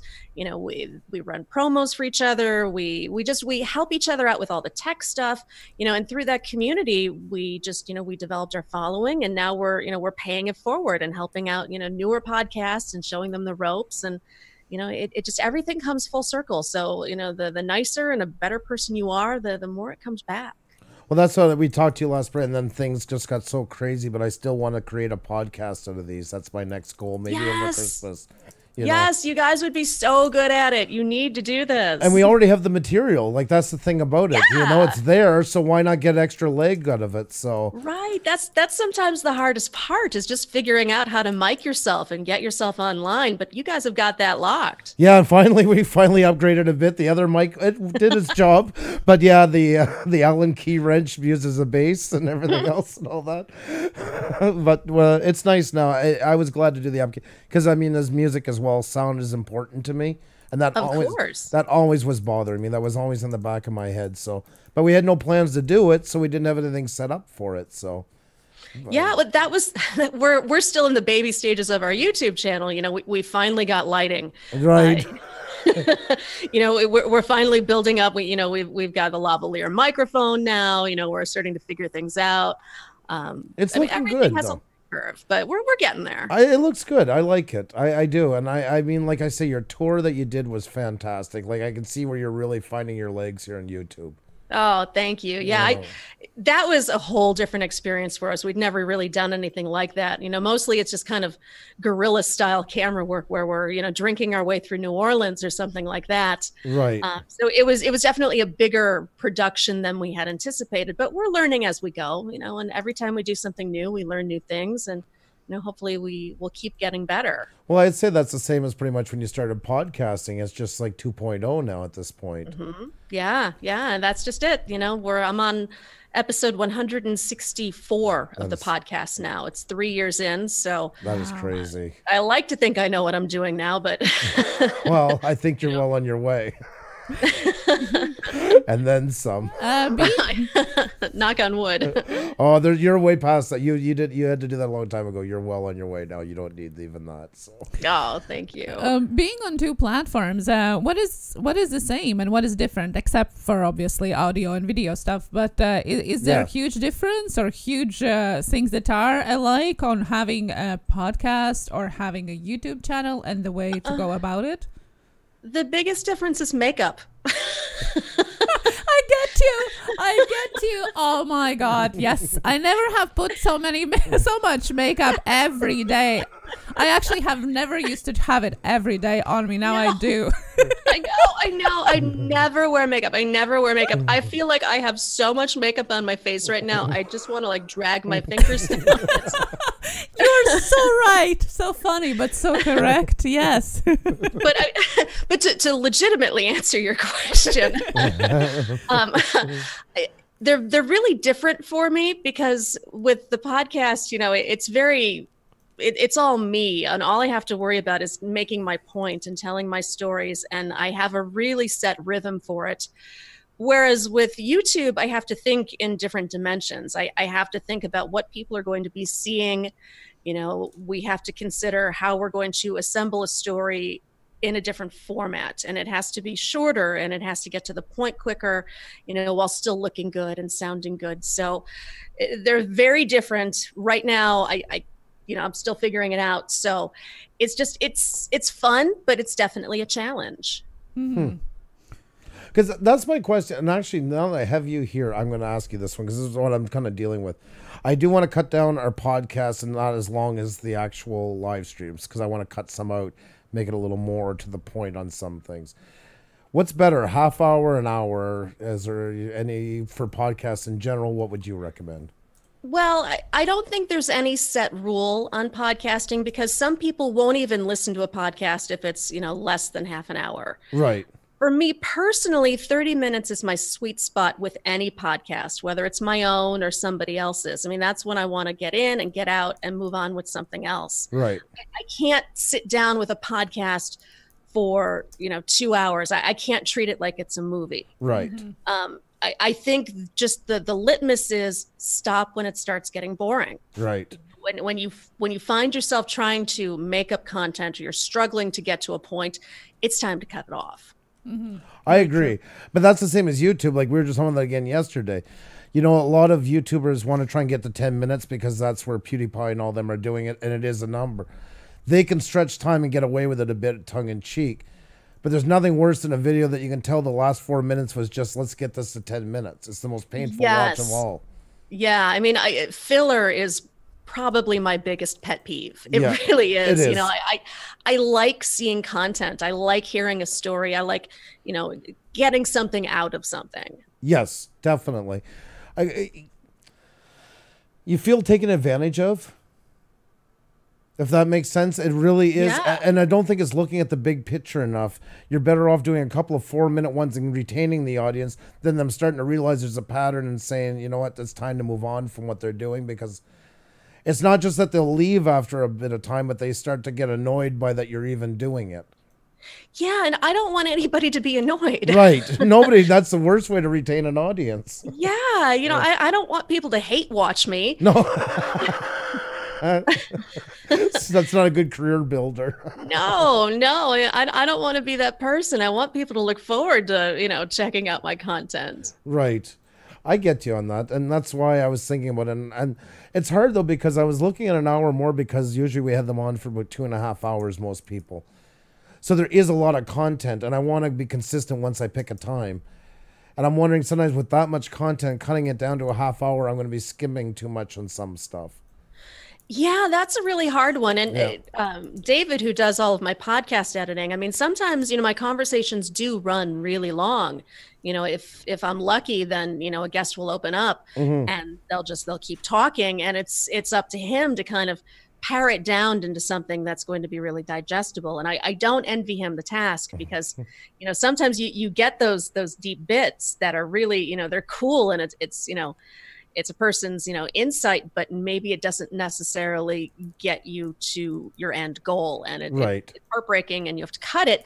But the cool thing too is that content still exists. So you can release it in another format further down the line, whether as part of a best of, or, an outtakes or something like that. So it's always something that you have. Yes. Oh, a Recycle Dude had a question. It says, how was the podcast with Leah Thompson? Oh, Leah, she was a sweetheart. And it was really funny. When I got on the phone with her, she said, "Oh, I'm really enjoying your podcast." And I said, "You listen?"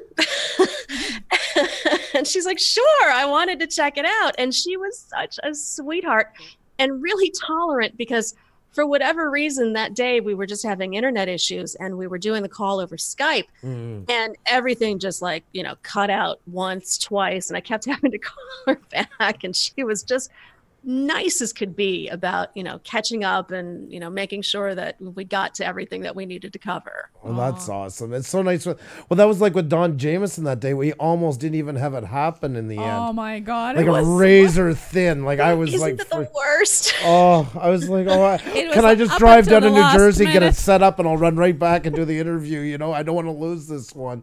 I know. Yeah. It's crazy how much we rely on technology. I mean, I was interviewing Ari Shafir, and I mean, I'm like, I get him on the phone, and this is a guy who doesn't use technology. I mean, he has a flip phone, and that's it. So wow. Like there was a thunderstorm, and we're getting all this crazy feedback and everything. The call drops, and I'm like, am I even going to get this guy back on the phone? I mean, he's practically talking into a brick. So, oh my God, it's just the hazard of what we do. Yeah, that's right. And people don't realize that it's nice when you get to bigger people, but there is more obstacles. Like agents that don't want to give out right away their contacts, and you're talking to them, and they're describing it to them, and that it's getting lost. He was pretty cool at the end. We got him then through Skype, so then we could chat, and that's what kind of got everything fixed up, and then it didn't take very long. He was awesome, by the way, too, Don. I know. You guys had so much fun talking about it. I could tell that you were really into it, because you've got that music background, so you've got the insight, you've got that connection. I mean, it was a really, really good conversation. And he busted me when he said, oh, yeah, because you guys didn't get that in Canada at the time. Like, right. I just wanted to watch you. I'm not admitting to anything, but, but I'm aware of your work very well. Don't blame me, blame Much Music in Canada. Right. He was really nice, though. Really sweet guy. He was. Oh, yeah. Total sweetheart. Mm-hmm. No, definitely. And he seemed like he had a lot of fun, too. So that was what I was hoping. So. Oh, definitely. And there's another guy that, you turn the camera, you'd never think that he had an Emmy, anywhere near him. Right? I know. Yeah. These people, they've got a lot of, things in their closets that, are surprising when you learn them. Oh, yeah. I think it's part of the Jersey thing. I was thinking that tonight when we were talking to Michael. I think it's that bit of, they still got that blood into them. They're not oversellers, just people. Mm-hmm. They stay very grounded. And very cool. Humble. Yeah. Absolutely. And that's cool. Like, it makes for such a good, it's so pleasant for everybody when it's like that. There's nothing worse than that hierarchy. Yes. Just having to break down through all of those walls to get to a human being. Yeah, I don't admire stuff like that. I've been lucky enough. And it's hard, like working the music. Same with you. Once in a while, you are going to hit that prima donna. There's not as many as people think there are, but they do exist. Right. Well, and I'll tell you, I had one interview that I did. I won't say who it was with. Definitely. But it's probably my least favorite interview because this person was... they were not in a good mood. They were not excited to speak with me. And we kept missing each other on comments. We couldn't get up to speed in what we were talking about. Right. And it was so frustrating because I kept trying so hard to make this happen. And then I could tell that person just wanted to get off the line. Yeah. And it's just, it's heartbreaking when that happens because sometimes there's nothing you can do about it. Yeah, that's it. It's just a loss and what it is, and you make the best of it and move on. Yeah. I'll tell you, it was funny after I did that. David, who does all my producing, he comes into the room and I'm just laying on the floor going, well, that sucked. Just curled up in the fetal position going, I'm done. I can never do this again. Yeah. You go through everything, self-doubt, and you just have to work through it. And it is the pressure on you. I mean, that's the thing. As interviewing somebody, you do have to steer. You do have to, and without insulting anybody, without offending them, without belittling them, and still get them, like you say, where they gotta go. Yeah. It's a lot of pressure. It's a lot of work, but it's so rewarding. I had a friend that was a bouncer here in Montreal, and they're famous for being these big, over the top. A lot of the strip clubs here are mostly connected with the mob and that, so it was a lot of over the top beating. Some were even gone way too far. And he said that to me. He said the problem is, he goes, as a good bouncer, you should be able to throw somebody out without them even realizing they're out till they're out, and nobody noticing around you. It should be like a walk, that they don't even realize what they're into. And that's what interviewing is kind of like. You should be taking them somewhere without them ever even realizing that you kind of led them down that path. That's a tremendous analogy. I love it. I love it. That's awesome. Because I've been kicked out of a lot of clubs. Yeah, me too. It never once was that gentle. No, I never got to meet bouncers like that.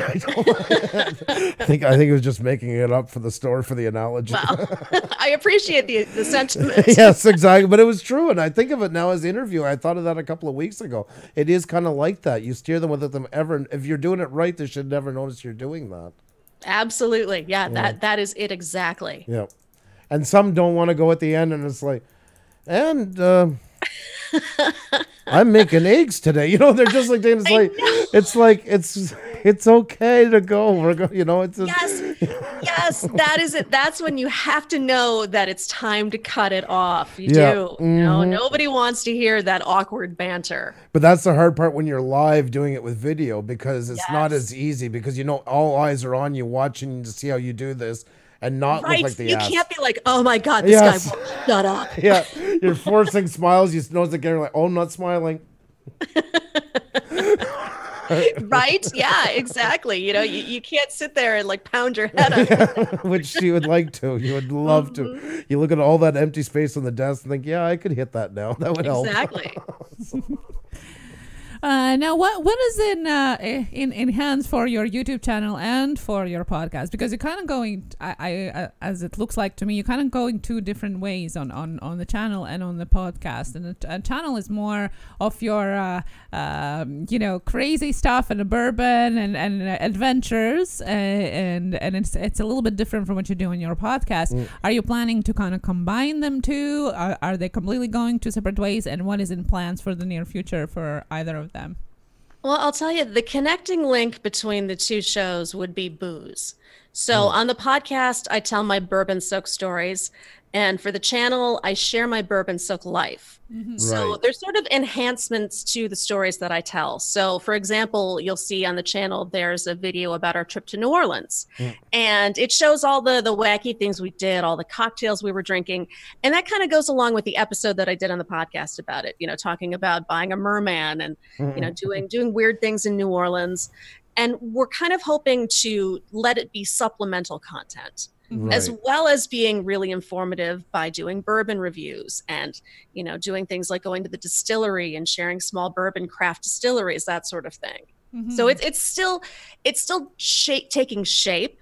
But like I said, you know, it's all about just the boozy lifestyle. Kind of like life behind the unreadable rant.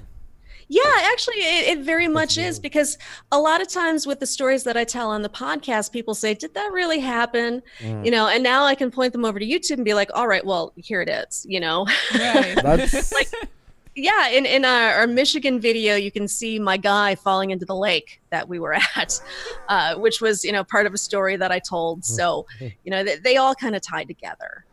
And that's important to have as a bit of an umbrella with everything. Because then you become too strong apart, and it's hard to know which hat to wear for what. So I think it's always good to have some common point that kind of bonds everything. They don't have to be identical, but just something that kind of ties them like that. And that's really smart the way you're doing it. Yeah. I hope people have fun with it. You know, I hope they see the videos and laugh, or, you know, maybe learn something about bourbon, or, you know, it leads them to the podcast to find out more about what I'm doing. You know, I want it to be fun and, you know, just a cool time, and you know, like hanging out in a bar. I could still see you getting picked up for something on some sort of series. Like, I think you've got what it takes to get there, and it's just a matter of somebody seeing it and running with it. By the way, how is it going? Yeah. There are avenues that we're exploring. We're still considering ways of turning the podcast into a web series for, you know, an internet provider. We don't have anything that we can share, but that's definitely one of our big focuses, is being able to, you know, either, you know, serialize the stories or put them up at a new level where more people will hear them. So whether that's a bigger podcasting platform or something, you know, in a different format, you know, where we'll see what happens. Well, the world's your oyster onto it. That's the nice thing about it. It really is. There's so many opportunities. Yeah, I mean, there's nothing that, you know, as long as you're willing to put in the work, I mean, anybody can do this. And people don't realize that sometimes the work to do good content It really is. You know, something like, oh, you're lucky you got to here or there, but it is a lot of work. It is. It is. You know, I mean, I put in a lot of hours getting these stories done, you know, and David puts in a lot of time to edit and, you know, creating videos. It's definitely a labor of love because, you know, this is something that, you know, we're really not making a lot of money off of. It's something that we're doing because we want to share with people and tell stories. So, you know, it's definitely a labor of love. Did you ever nail it there? That's what I say. Like, you know, and some people say like, oh my God, you're up to 4,500. It's no different than when I had 1,000. It's no different than 726 or 1,621. The air isn't any cleaner. Right. We're not retiring off of this. It's a lot of work for, like you say, not very much money, but you know, it's because you, like you say, you love doing it. You know? Yeah, you know, I mean, I'm fortunate in that I'm a writer by trade, so you know, I you know, freelance where I want. I have the flexibility in my schedule to, you know, put in a whole lot of time on this. Right. But you know, so it's for anybody, it's a challenge. Just, you know, between family and, you know, keeping yourself together and illness and all that. It's we all put in a lot of work. Like our 20-minute intro that we always have. You know, that's why I used to tell people, like, I love the highs, but literally tonight I had a toothbrush in my mouth. My daughter was telling me that her brother wasn't listening to her, and I'm pasting those because we don't want to use Nightbot, so I'm pasting those messages in. We can't even say hi. I love it, and I feel so awful about it, but it's right down to the wire to try to even get it on for 7 o'clock like that. So, you know. Yeah, I know. And, you know, we all hope that people understand. I mean, we're all human, you know, it's like anything else. We all have our moments. Well, that's it. I mean, most people are really good. You're always going to get somebody. There's going to be somebody. Every 2 weeks I get one person. Well, you haven't really watched a lot of my videos lately. We get 1,600 notifications every 24 hours. Even That's if I incredible. quit everything, I could never, ever, and I'd never lie to anybody and say I could. I can't, you know. So we tell people, if there's something really important, please DM us. You know, like if you had a new video and you want us to see, just send it to us. We'll go look at it, definitely. Yeah, But- yeah, absolutely. I mean, it's scheduling. Exactly. Otherwise, we're doing the rounds. Her and I barely even watch anything together anymore because she'll be like, I'm going to this live stream. Okay, I'll take this live stream. And, you know, And then we update on each other. It's like a meeting, you know? Yeah. I was going to ask, I mean, how do you guys, you know, keep it together just between the two of you, you know, as a couple, you know? I mean, this is a lot of work. This is your time, Yeah. you know? Yeah. It is, but I think it also helps as well because there are two of us, because there are some things that we can, you know, we do separately. You know, like I'm more on social media and Andrew's more on YouTube. Andrew more talks with the guest. I'm more with the chat. You know, like we have things that we do differently. Yeah. But at the same time, because we are married, you know, we can kind of feel where is the other one going. So it intertwines together. Yeah. You know, so in that way, I think it works. And it's also because we understand what it is to be, for example, on YouTube, it's more understandable of the time spent on there. I can't imagine if somebody doesn't know at all, what does it mean? And then their partner is, you know, running the channel. It takes so much time, and then it might cause a lot of problems because they're basically sitting by the computer. You know, what do you do there? What are you watching there all the time? You know, like we have a Joey here says, I just tell I'm working. You know. So I think it's in a way it's easier because there are two of us and we're married, you know. I want to acknowledge Variety Girl 1 who wrote something that means so much to me. I don't think Pusa Studios has ever commented in one of my videos, but I also do not expect it. I'm impressed you two try to watch so much. And I feel sad that I'm not. I feel so much guilt all the time. I feel so guilty, and that was something that took me a long time to even try to let go a bit. I would spend our Sunday, the one day we weren't on, spending 14 hours writing to every comment and watching another video of everybody that did. And then, I mean, my kids are suffering at that point, you know? And for somebody to write something like that means the world to me. It really does.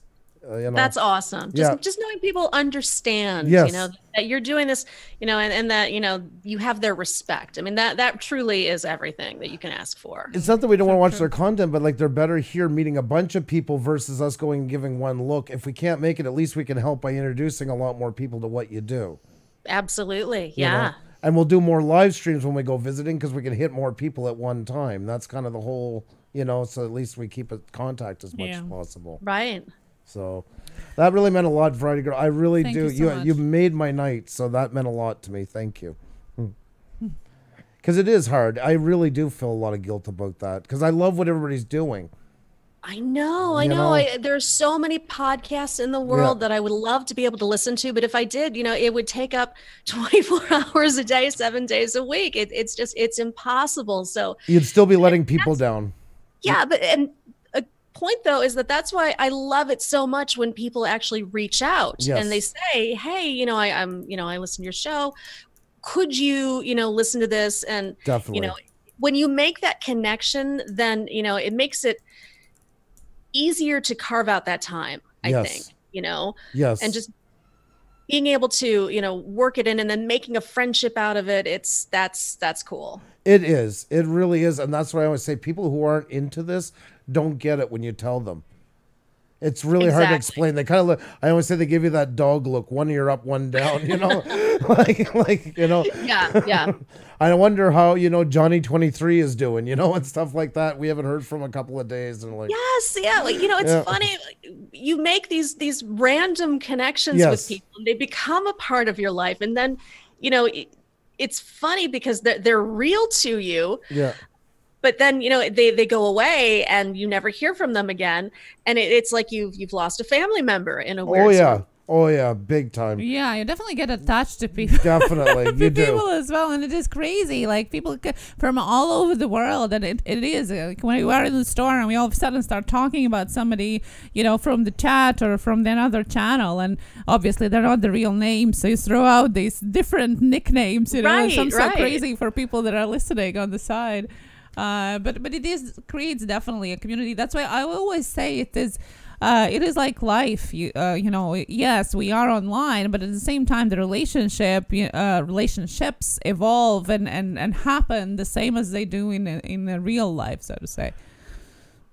Like we get letters from people, like letters a page long that we've had follow us for months, and we'll find out. I'm going through the worst divorce and I don't think I can make it. And I'm looking so forward to these couple hours you're on every night. And please, disclaimer, we're not saviors. We got nothing to help and all that. I don't want to sound that way. They're just saying they want to escape for a couple hours and they feel like they have friends here and they have a place to go where people want to be with them and they know them. And you realize just how many things are going on in other people's lives and how they appreciate what you're doing. I mean, you can't put a price on that. No super chat advertising. Hearing people tell me that a story that I've told has affected them on some sort of personal level, whether it reminded them of something that had happened to them or of a friend, or whether it inspired them to do something or to take a stand for something, that is like the greatest thing ever. I mean, I never anticipated ever hearing something like that from somebody about, you know, anything that I've done. And it really, I mean, you know, we were talking about, you know, we're not getting paid for this. I mean, that kind of thing makes this just so meaningful. It makes life bearable sometimes. It really does. Through all the hardships that go on, because everybody has them in life, it really does turn the tide someday and make it feel like you accomplished something. Absolutely. You know, and for them to take the time, you know, you're not asking for it. They're just openly sending this to you. Yes, I know.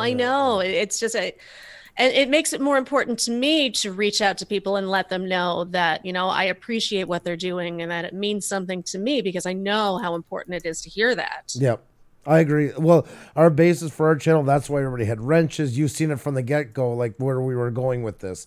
It was time for everybody to feel like they mattered. Absolutely. I mean, it's beautiful. Yeah. And I mean, everybody's doing it. I mean, you know, that's more important. The more we're all doing that, the more that's going to spread. For sure. Absolutely. But you got to start somewhere, you know, and hopefully get other people involved into that. Because everybody has a story on here. Whether you have 50... Look at you when we first met you. You had such a small amount of subscribers. You're one of the top 200 podcasters on iTunes. I mean, we were mortified. You became like our mission, you know, like there was no way in hell this was going to keep going the way it was going. Not that you didn't have the talent, but it's just sometimes just getting seen. It's true. It's like a musician. They can be playing on a street corner for years because they just didn't get that quick second to get noticed. Right. I know. It's amazing how things just add up sometimes. Definitely. And on the other hand, there's some that have a couple of million that shouldn't even be on here, but that's like the music business once again. Well, that goes for just about anything. Yes, exactly. There's always going to be that. So, Right. you know, and there's talent. I always say this channel and anybody's channel right away is like an amazing library of books on everything you could ever think of. Heavy Metal Magnet, look how he took it. Everybody over, when I found him and brought him in, I said, this guy is going to blow their socks off. And they find out what he does and what kind of guy he is, you know. And look at everybody knows now.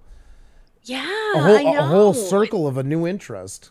It's amazing just being able to spread word like that. I mean, that's why I became a writer in the first place, was because I wanted to, you know, share these bands that were, you know, meaningful to me with other people.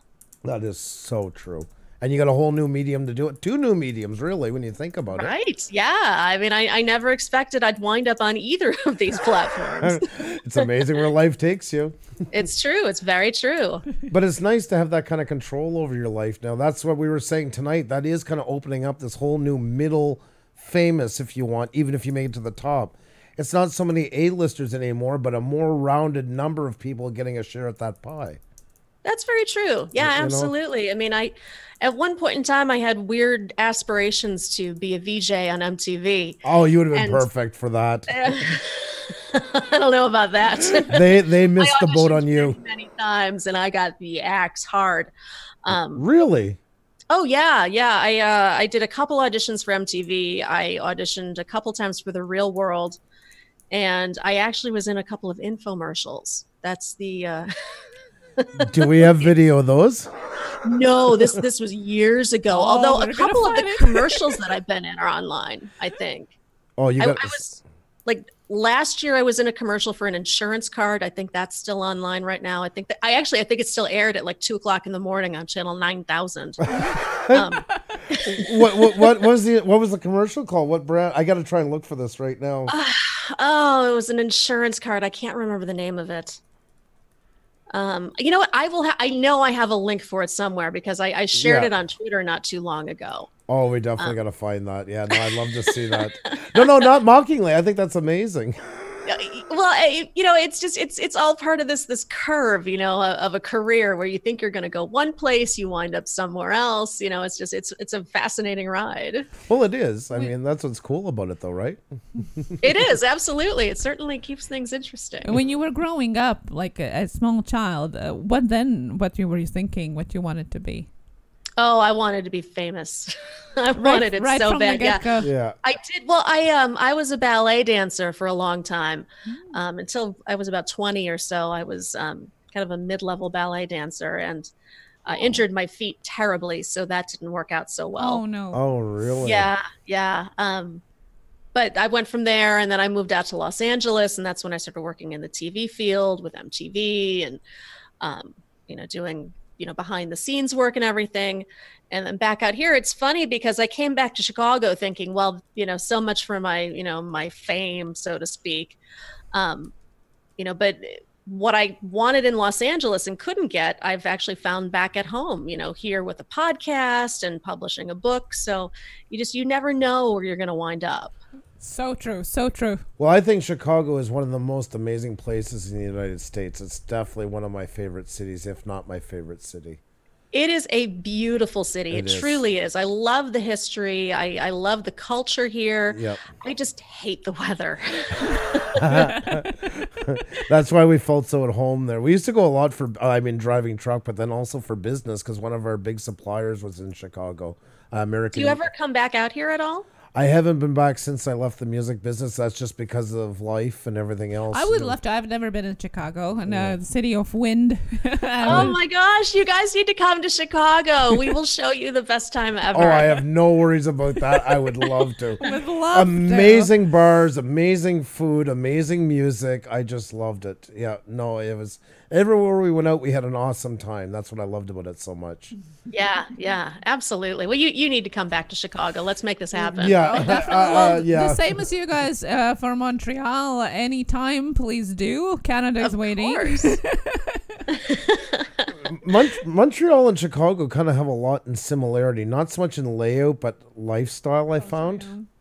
Yeah, yeah, that makes sense. You know, more like a lot of more not working to live, but living to work, but working to live.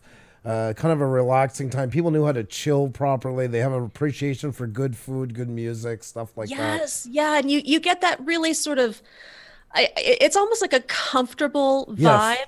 You know, you don't have that fast-paced New York feeling, but you Yes. also don't have that slacker Los Angeles feeling either. Oh my God, you nailed it. Right in the dead middle of both of them. Yes, That's, yeah, you nailed yeah. it. That's exactly it. You're right. And more colorful, little edgy, but nothing I mean, I know Chicago just because it's a larger city, but kind of not like when you're in the bars. It's not like you're dodging gang fights every 2 seconds. It's more just chill, enjoying the food. You got some great jazz playing up on the side, or go down the next bar. Right. Some great rock and that. No, I really love Chicago. I really do. Oh, yeah, me too. Me too. Yeah. It is nice here. Although we are going to move to New Orleans, I think. Yeah. Oh yeah. Oh yeah, yeah. It's my favorite place in the world. It's you know, David loves it. I think for at least 1 year we need to, you know, just get into New Orleans and absorb it as much as we can. I'm waiting for Steph Opal to say something. Is she still here? No, Oh, she just she left. just stumped out, but I'm sure she would be so excited to hear that. It's a beautiful place. I mean, truly, just everything about New Orleans just like hits me right here. It feels like home to me. No, it is an amazing place. I would have too much trouble with the heat. I Really? Yeah, I've got icicles in my blood. I'm a puddle when I'm there. Literally. Oh no, I love it. I think I'm part lizard. I love the humidity. I love the sunshine. It's all good by me. Oh no. I'm yeah. You'll be mopping me up. You'll be taking a pail out and saying, "Meet Andrew." This is what's left of Andrew. Yeah. Our summers are very hot here. Like actually in Montreal, our summers are almost identical to Miami. Oh wow, I didn't know that. Like in Celsius wise, we get plus 40 summers and minus 40 winters. We go one extreme to the other. It's really hot, really humid here. So you're Yeah. early hundreds a lot of the time through the summer. You don't want to come here at the end of July, August. It's so hot and humid that your walls are getting like humidly wet and all like. Oh sure. Yeah, you can't keep cereal because it just goes slack. Pretty much you nailed Exactly. it. But in the wintertime, it's that humidity. But on the other side, like it's completely. We used to go to school, like college when we were younger. We called it stovepipe pants. Just standing at the bus was enough for them to freeze straight. You look like the Tin Man trying to go in the bus because of the humidity plus the cold. Yeah, so it is a brutal. But then she was shocked because she gets here and was minus 38 Celsius. So that's what? Oh my God, that's really cold. It's cold. It's really it's Cold. freezing. It's cold. Yeah. Oh, I get it. The bottom end of like utter freezing, and there's like all the girls in Montreal, downtown St. Catherine, all in mini skirts, no tights, all going club to club like that. It's Heels like that on the ice yeah. sheet, Yeah. you know, no tights, midi skirts, no matter what age. And, you know, that's just how they roll on the weekend. And I'm like, oh my God, like they're just freezing there. like the French culture is so prevalent here, and like it's always on. Like even the women that are like 70 years old, a lot of them like dyed like purple hair, braided up, you know, leather pants, you know, stuff like Nice. that. There's no limits. Yeah. Well, some should, but anyways, Well, I admire their gumption, but exactly. Yes. they had a protest here years ago when I was in college, and it was about women being able to go topless, and all the guys were excited. I'm like, listen, you go. I know what's going to be there, and it's every woman that should not go topless is going to show up. No, this is going to be exciting. Oh, they're going to have to talk. Go.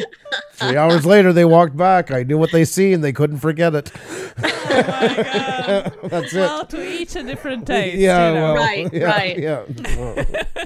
Well, I came wise enough to know when to gamble and when to. Yeah. I actually got yelled at on a beach in Aruba for going topless. Really? It was a private beach, and it was an adult only beach. However, a family had wandered onto the beach. I was topless, and this woman actually like shamed me for being topless on a beach. What? Yeah, it was crazy. So it was funny the way it happened. You know, she was very vocal about this, and then, you know, kind of walked away. And I'm like, well, I'm not putting my top back on, you know, but forget her. And a couple other women who heard this, they're like, my top's coming off too. I'm with you, lady. You know, so all of a sudden there's like 10 of us. We're just hanging out topless on a beach in Aruba. And this lady who was yelling at us was just so enraged. She just stomped right off the beach and left. Was she topless as well?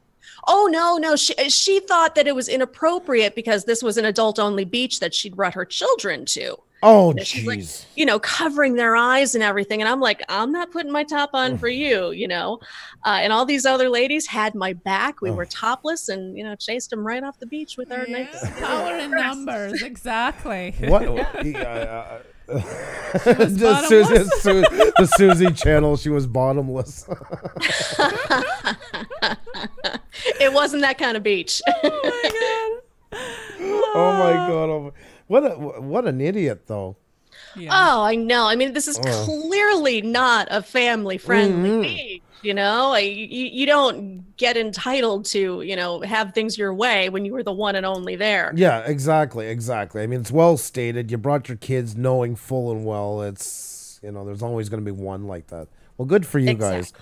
I can just picture when that all happened. That's like the movie of the week thing, all the women together. You know, I got you, Thelma and Louise holding hands, taking off top.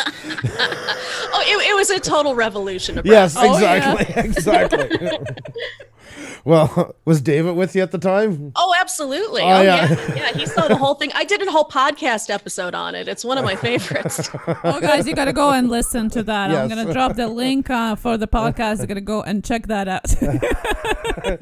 The episode title, I believe, is Topless Revolution. We got Gator the Legends in here. How are you, my friend? Great to see you. And Doodles by Doug, of course. Susie's Man is in here.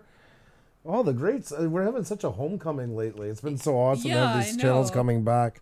Manu affiche bonjour. Bonjour, mon ami. Comment ça va ce soir? 7 matin pour toi maintenant, je pense. Bienvenue. Now you're going to translate what you said for those of us that don't know French. Oh, good night. I said good evening to him, and then I said, I'm sorry. I said it's morning for you because he's in France. So great to see him. I love that. I love that people from around the world can come into these things. Isn't that amazing? It's beautiful. I love it. I love having that connection. Awesome. It's a whole new world. And Gator the Legend, I was actually going to bring up something tonight. You see in our guest tonight was Michael Price from The Simpsons. Because he was talking about 10 episodes, and that was the one thing I wanted to bring up, and I forgot. I heard Gator, I was lurking the other night in your channel, by the way, Gator, because I catch him sometimes later at night when he's on. I'm too tired, but I'll just watch him. And he was saying that, you know, it really forced TV to become good again because of everything going on through Netflix and the internet. Even though it is withering away, what is left behind is actually becoming better shows. They're not doing 22 episodes anymore. They're doing 10. And a lot of movie actors are coming back to television because the scripts are better. It's not always well, son, now you learned you shouldn't eat pickles. You know, after 21 minutes and the heartwarming awe, it's really like the good guy dies. Characters get killed off. They're really stepped up their game. It's true. Yeah. Television, I think, and internet don't have the same pressures to recoup expenses the way a lot of movies do. So it really is more liberating for writers to be creative and to, you know, test the waters and see what people respond to. So yeah, we're having a true renaissance in creative writing. It is. It's forcing the stuff of the game. I mean, it's like anything else. If there's no competition, why get better, you know? Right. Yeah. You can just, you know, be lazy, and who wants that? Exactly. People got tired of it. That's why today you got to be so honest with what you do on here, because people will pick you to death if you don't. Absolutely. Oh, yeah. Yeah. They're a lot more mature, a lot more educated viewers. And they'll say, well, 3 episodes you said that, and then this happened and that, and then you're done. Like, you can't even paddle your way out of it, you know? So... Yeah, you have to be real about everything. Be yourself. Yeah, exactly. Who has time to, you know, make up something and keep track of that for, you know, however long you're at it? Exactly. Just be you. And if you screw up, like we do when we were opening and something goes, we just say it. Oh, there we must. Like tonight with your name. Every time. Yeah, no, we're really good at it. we're the poster people for that one. But like, I forgot to take California off instead of saying, "Oh well, I made a mistake. Let's just fix it." You know what I mean? Right. Yeah, you didn't make me pretend I lived. No, in exactly. Oh, you mean Redwood that you live in, right? Hey, look who that is. That by the way, back there, that's my guy. There he is. Oh my God! Seen you. That's it. A fleeting glimpse. He's getting me more bourbon. What a rough life. I am. Oh, he saw that I was running low here. Oh, I see a hand. You're gonna be like Doodles by Doug and Susie. They both have channels and they've never shown anything but their hands. So I want to interview their hands sometime. Like I said at the beginning, a mysterious guy. Yes. The guy. It's always is like this mysterious person. Hey, no attention to the man behind the curtain. Yeah, that's right. But we owe him a huge thank you. Thank you so much, David, by the way. You are awesome. Yeah, he is just the most. He's nicer than I am, honestly. He's so kind, and he's just. David is amazing. Amazing. Oh my God. Talk to the hand, Susie said to me. We'll have to do that one. Oh my God. Susie, we didn't even know they were married for the first couple of months. They were hanging in there. We had no clue till one time she finally just told us like it was nothing. And it's like, well, could have told us 3 months ago. And she's like, oh, I thought you knew already. Yeah, and at the time, like, we were just a few in chat, and there was one guy that was really hitting up on her, like, on her videos, and, like, really, like, heavy flirting going on, and there was no even, thing of that they are married, and this was going on, like, for a good month at least, all that heavy flirting from his side, not from her, and then, right. yeah, and it's like, oh, we're married, by the way. What? The guy just left, like, we didn't see him for weeks because obviously he was so shocked. It's not a secret. No, she says we thought you guys knew. We had not a clue. You can go back and watch that video. The look of shock on her face. Yeah, Doodles, my dog, is in the house too. So. It's our fault. We assume just people just know when there's really no reason why they would. Yes, exactly. Yeah. No, I get it. Yeah. We're kind of tied at the hip because we're on together, so the jig right, is yeah, up. we get it with you two. Not a big secret here. No. Well, we were until we finally showed our faces because nobody knew what we were. Because she would answer comments, I'd answer comments. We go to different channels. They didn't know if we were man, woman, 1 or 100. We were kind of an anomaly with a weird name. Yeah, because I would go in and I would comment, on makeup or whatever stuff there. And my favorite season is spring, and I love the shade of this lipstick. And then, a minute later, somebody would get a comment about a car's, transmission is really heavy or something. It's like, who are these people? So they were really shocked, and actually a lot of women dropped out of our viewership once we went live. We had a couple months bringing them back into the proportions of YouTube. When we went live, we dropped at one point to 5% women were viewing, down from 30. Yeah, and I said it's because of me, because they probably thought it's just Andrew, and then they finally see, no, there's the woman there, and they just dropped out. It was the weirdest thing. Like, literally, we could still to this day don't have a definitive answer why it happened. So we had to purposely put our content to get more women in and to even it out. Because I thought we'd get more women once we started talking. You figure more engaging and stuff like that. That's usually the trend. But yeah, we went the complete opposite. Yep. Yeah. How funny. Yep, that's one thing with YouTube. You can have all the answer, but sometimes some things just happen and you just don't know why. You don't know. Yeah, I know. So, Philip is the only issue is YouTube is behind the times in heaven. Yes, I agree with you, Gator. I agree with you. I do. That's even that Doug Tenable that night when we asked him, the number one question is, why are you going to YouTube when you have all of that? All these connections, you're writing, you have it all. And he said he was trying to do a show for Netflix, and they showed the stats that 60% of people under 45 have gotten rid of televisions or watching online. But he said there was an asterisk at the bottom, and it took him a while to find out through people what the asterisk was. And that was because YouTube is cutting into Netflix's business. Netflix is starting to hurt because YouTube is taking over. Not 100%, Really? but it's starting to edge. No, but that's interesting. I mean, I appreciate that. It is, it's a different platform. Yep. It's far more, readily available. It's not necessarily a pay service. So Yep. yeah, it's definitely easier access to content. And he said it right there. That's why he said, I'm going to it. He said he's going to make more off this book right now than he ever made in these other ones, any other comic book he's ever done, because it will be most of the proceeds going right to him. And that's what this is so great for. You make that immediate connection with people, and you get this community of people, and if you're all supporting each other, then yeah, you can have projects that turn out like that. Definitely, most definitely. And you get a better bond with everybody. Once again, he'll not get maybe the numbers he had in the bigger ones, but he'll get more return on profit for it, return on investment. And you get a better connection with your viewers. They feel. Sure. He said it that night. It was so great. He said they'll get a bit of blood, sweat, and tears into every book now that will be mine. My hands doing it. My hands buying. He's keeping them in his garage and sending them out directly. Yes, yeah. Yep. Wrapping it with his own hands. Imagine that. Yeah. That's crazy. He inks like 3.5 hours for one page. I'm watching. Oh my gosh, that's crazy. I'm so impressed by skills like that. Me too. I'm jealous. I'm so jealous. I could only ever work on a computer because for me, everything has to line up. Everything has to be dead on, line, center. Oh, yeah. I'm a little more chaotic than that. Yeah, same here. You should see, when we were putting our pictures on the wall, we each had a separate wall. Andrew had here the living room, and I had a hallway wall. Well, that really showed the difference, because Andrew was all perfectly, made like in rows and columns, perfect spacing in between of the frames, all frames the same looking, the same size. Mine, there's mismatch frames, different places, different sizes, different finishings. Like it was complete opposite. Like you could see right away the character of the two of us. And we would never be able to put it in one wall, that's for sure.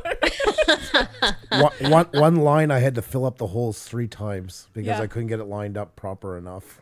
And I'm like, who cares? Just I had to go buy touch-up paint to be able to clear it up when I was done. Oh my gosh. I couldn't look at it. It was driving me to the point of insanity. Gets y'all twitchy. Oh, God. I was just like sitting there covered in steel wool. Yeah. And that's why his was in the living room, because he actually had to look at it. I can't imagine him looking at my wall, of my chaos wall, but that's me, because I'm more of a, artistic, creative thinker in everything and in my life as well. Okay, truth be known, I took pictures of all of our walls. There were pictures from every country I visited in Europe, and they all had to line up in the end in the order that I visited them.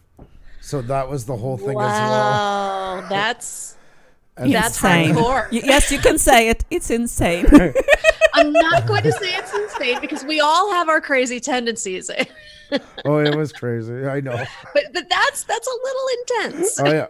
They were all clumped together in sections, and each section had to tell the whole story from one to the other, which one will lead. Like the wall behind me, I did that 12 countries in 15 days, that train trip.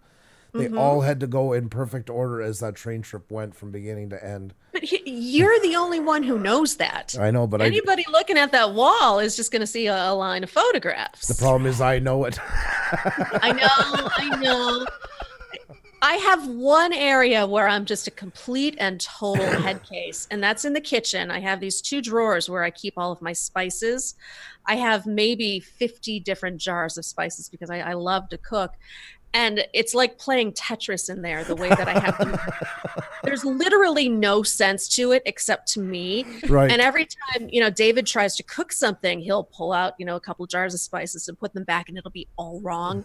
And it drives me out of my mind. Yeah, we all have that screw loose somewhere. That's for sure. Yeah, we do. Remember when you talked a while ago about all going topless together? See, I always say women are like Care Bears. It's like their uteruses all come together for the common good, and they get stronger in numbers. Same as talking about cooking. Do you know what she just said there? Did you hear the key word?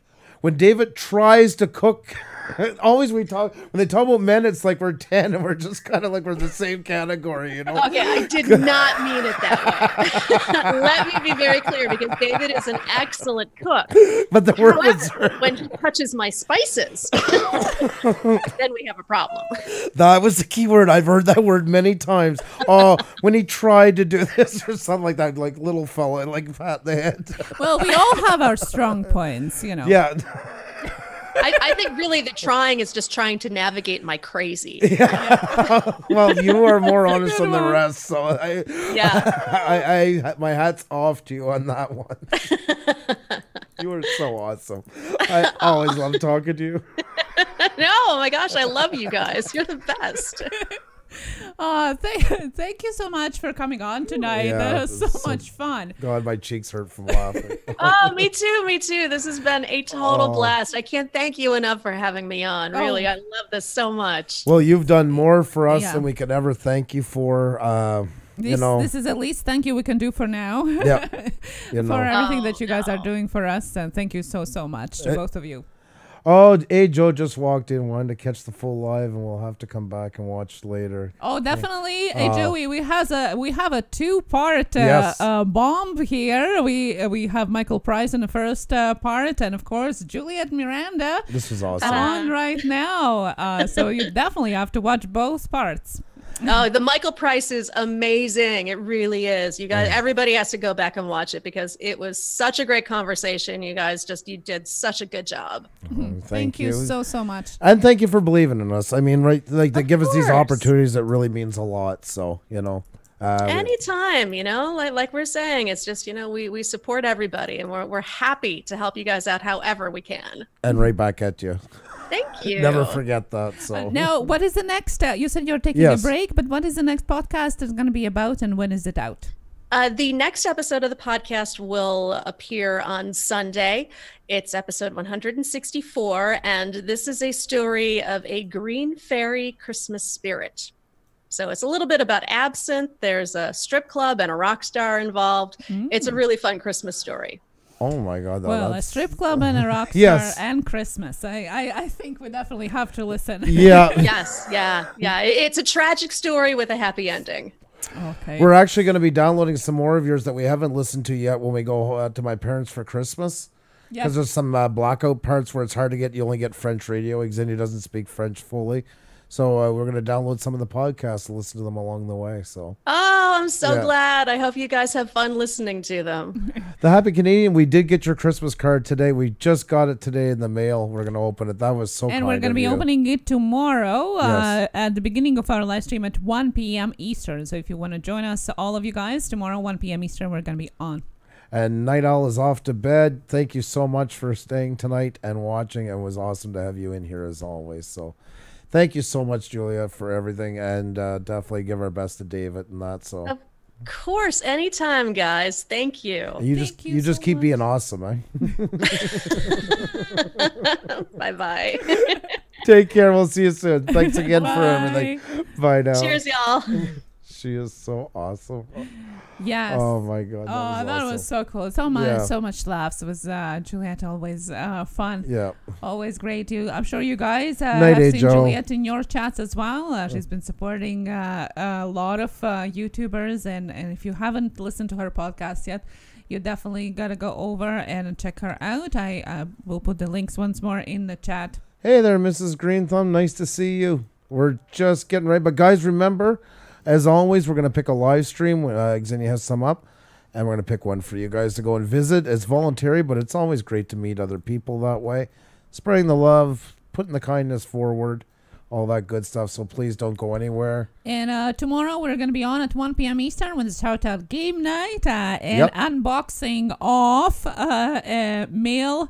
And I got some mail in a box too, which I'm very excited to share with you guys tomorrow. But that's tomorrow.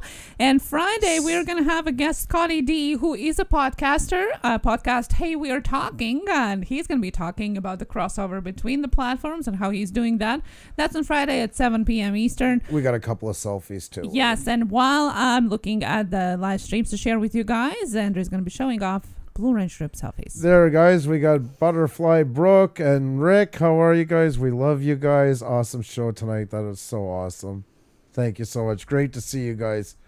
Always love your selfies. Thank you so, so much. Much love back to you. And we got Susie Channel with 2 candy canes and a heart. That's actually, I look like I'm taking a stroke, and Xenia looks overly happy. So there you go. But it's nice to have... I'm not happy if you're taking a stroke, if that's what you're trying to hint at. And I'm glad you guys are having so much fun here. It's great to have you and Doug here as always. And anybody who doesn't know the Susie Channel, you have to check them out. Susie and Doug also have been with us since the beginning. Absolutely awesome, these people. And if this is what Susie's rendition of a selfie would be, is her hands, because it's all she shows in her videos. So we're very honored to have it. Love it. And we have Heavy Metal Magnet. I was wondering how you're doing, my friend. Oh, look at that. Oh, epic. wow. Always epic. You are so cool, my friend. You just, I don't know, you just broke the mold. I don't know how you think of them, how you come up with all of them, but you never... Always epic. Yeah, always epic. You always take it, knock it out of the park, so... And there we go, guys. And let's go back here. So thank you guys so very much for tonight. Thank you to everybody who tweeted out all the likes. If you haven't hit the like button, if you can, please do. That really helps. Hope you guys enjoyed your time. No, Miss Green Thumb, no apologies. Just woke up. I mean, real life comes first. I'd rather you get some rest and feel healthy. That's the main thing. Don't worry about it. There's lots more live streams to come. If you want to go back and watch it, guys, it was a really great interview as well with Juliette Miranda, who we just had on the end. Was fantastic. And, of course, Michael Price from The Simpsons and F is for Family. We had a really good conversation with him. He was absolutely awesome. So it was a night of great people. Oh, it was. Yeah. It was really cool. And I'm putting the link in the chat from Puša with love. Let's go and show some love to a couple amazing creators. There is an interview going on that I'm sure you guys are going to be excited to join. I don't even know who we're going to see. Of course. I've been cut right out of that game. Most of the time it is surprise for Andrew. Yeah. Oh, my God. Heavy Metal Magnets, you are in here right now? How are you, my friend? Great to see you. Sorry, I didn't see you come in. I just see everybody saying hi to you. Always love having you in, my friend. Always, always, always. And from Puša with Love Rate is showing the love to 21090 Brewing, who are having the interview with Michael Freyer right now this minute. Oh, cool. Yes, that's right. So go and check them out. In the spirit of our tonight, we had JD Diva on earlier this week. So let's extend some love to the brewers and vloggers, because it's Vlogmas time in December. They do everybody do the Vlogmas vlog a day. So let's go and show some love to 21090 Brewing. Great channel, guys. Great place to hang, and show them some love. Hit the like button for them as well. Thank you so much for everything tonight. I was wondering if you knew. No, I didn't see. I didn't know that part. So that's awesome. This is a great place to go. So I always know everything. Yeah, go show them some love, and we're gonna catch you guys real soon. Tomorrow, 1 p.m. Eastern, guys. European edition shoutouts. Remember, not just for Europeans. We were asked last time. It is for everybody. It's just at a time that makes it easier for our European friends to join. So, but everybody's welcomed. It's always a lot of fun. Thank you, everybody, for making this channel what it is, and to all you that was here from the beginning, the middle, or just even joined tonight. It's a pleasure knowing each and every one of you. Be well, guys. Much love to you. See you tomorrow. Cheers and keep creating. Bye now.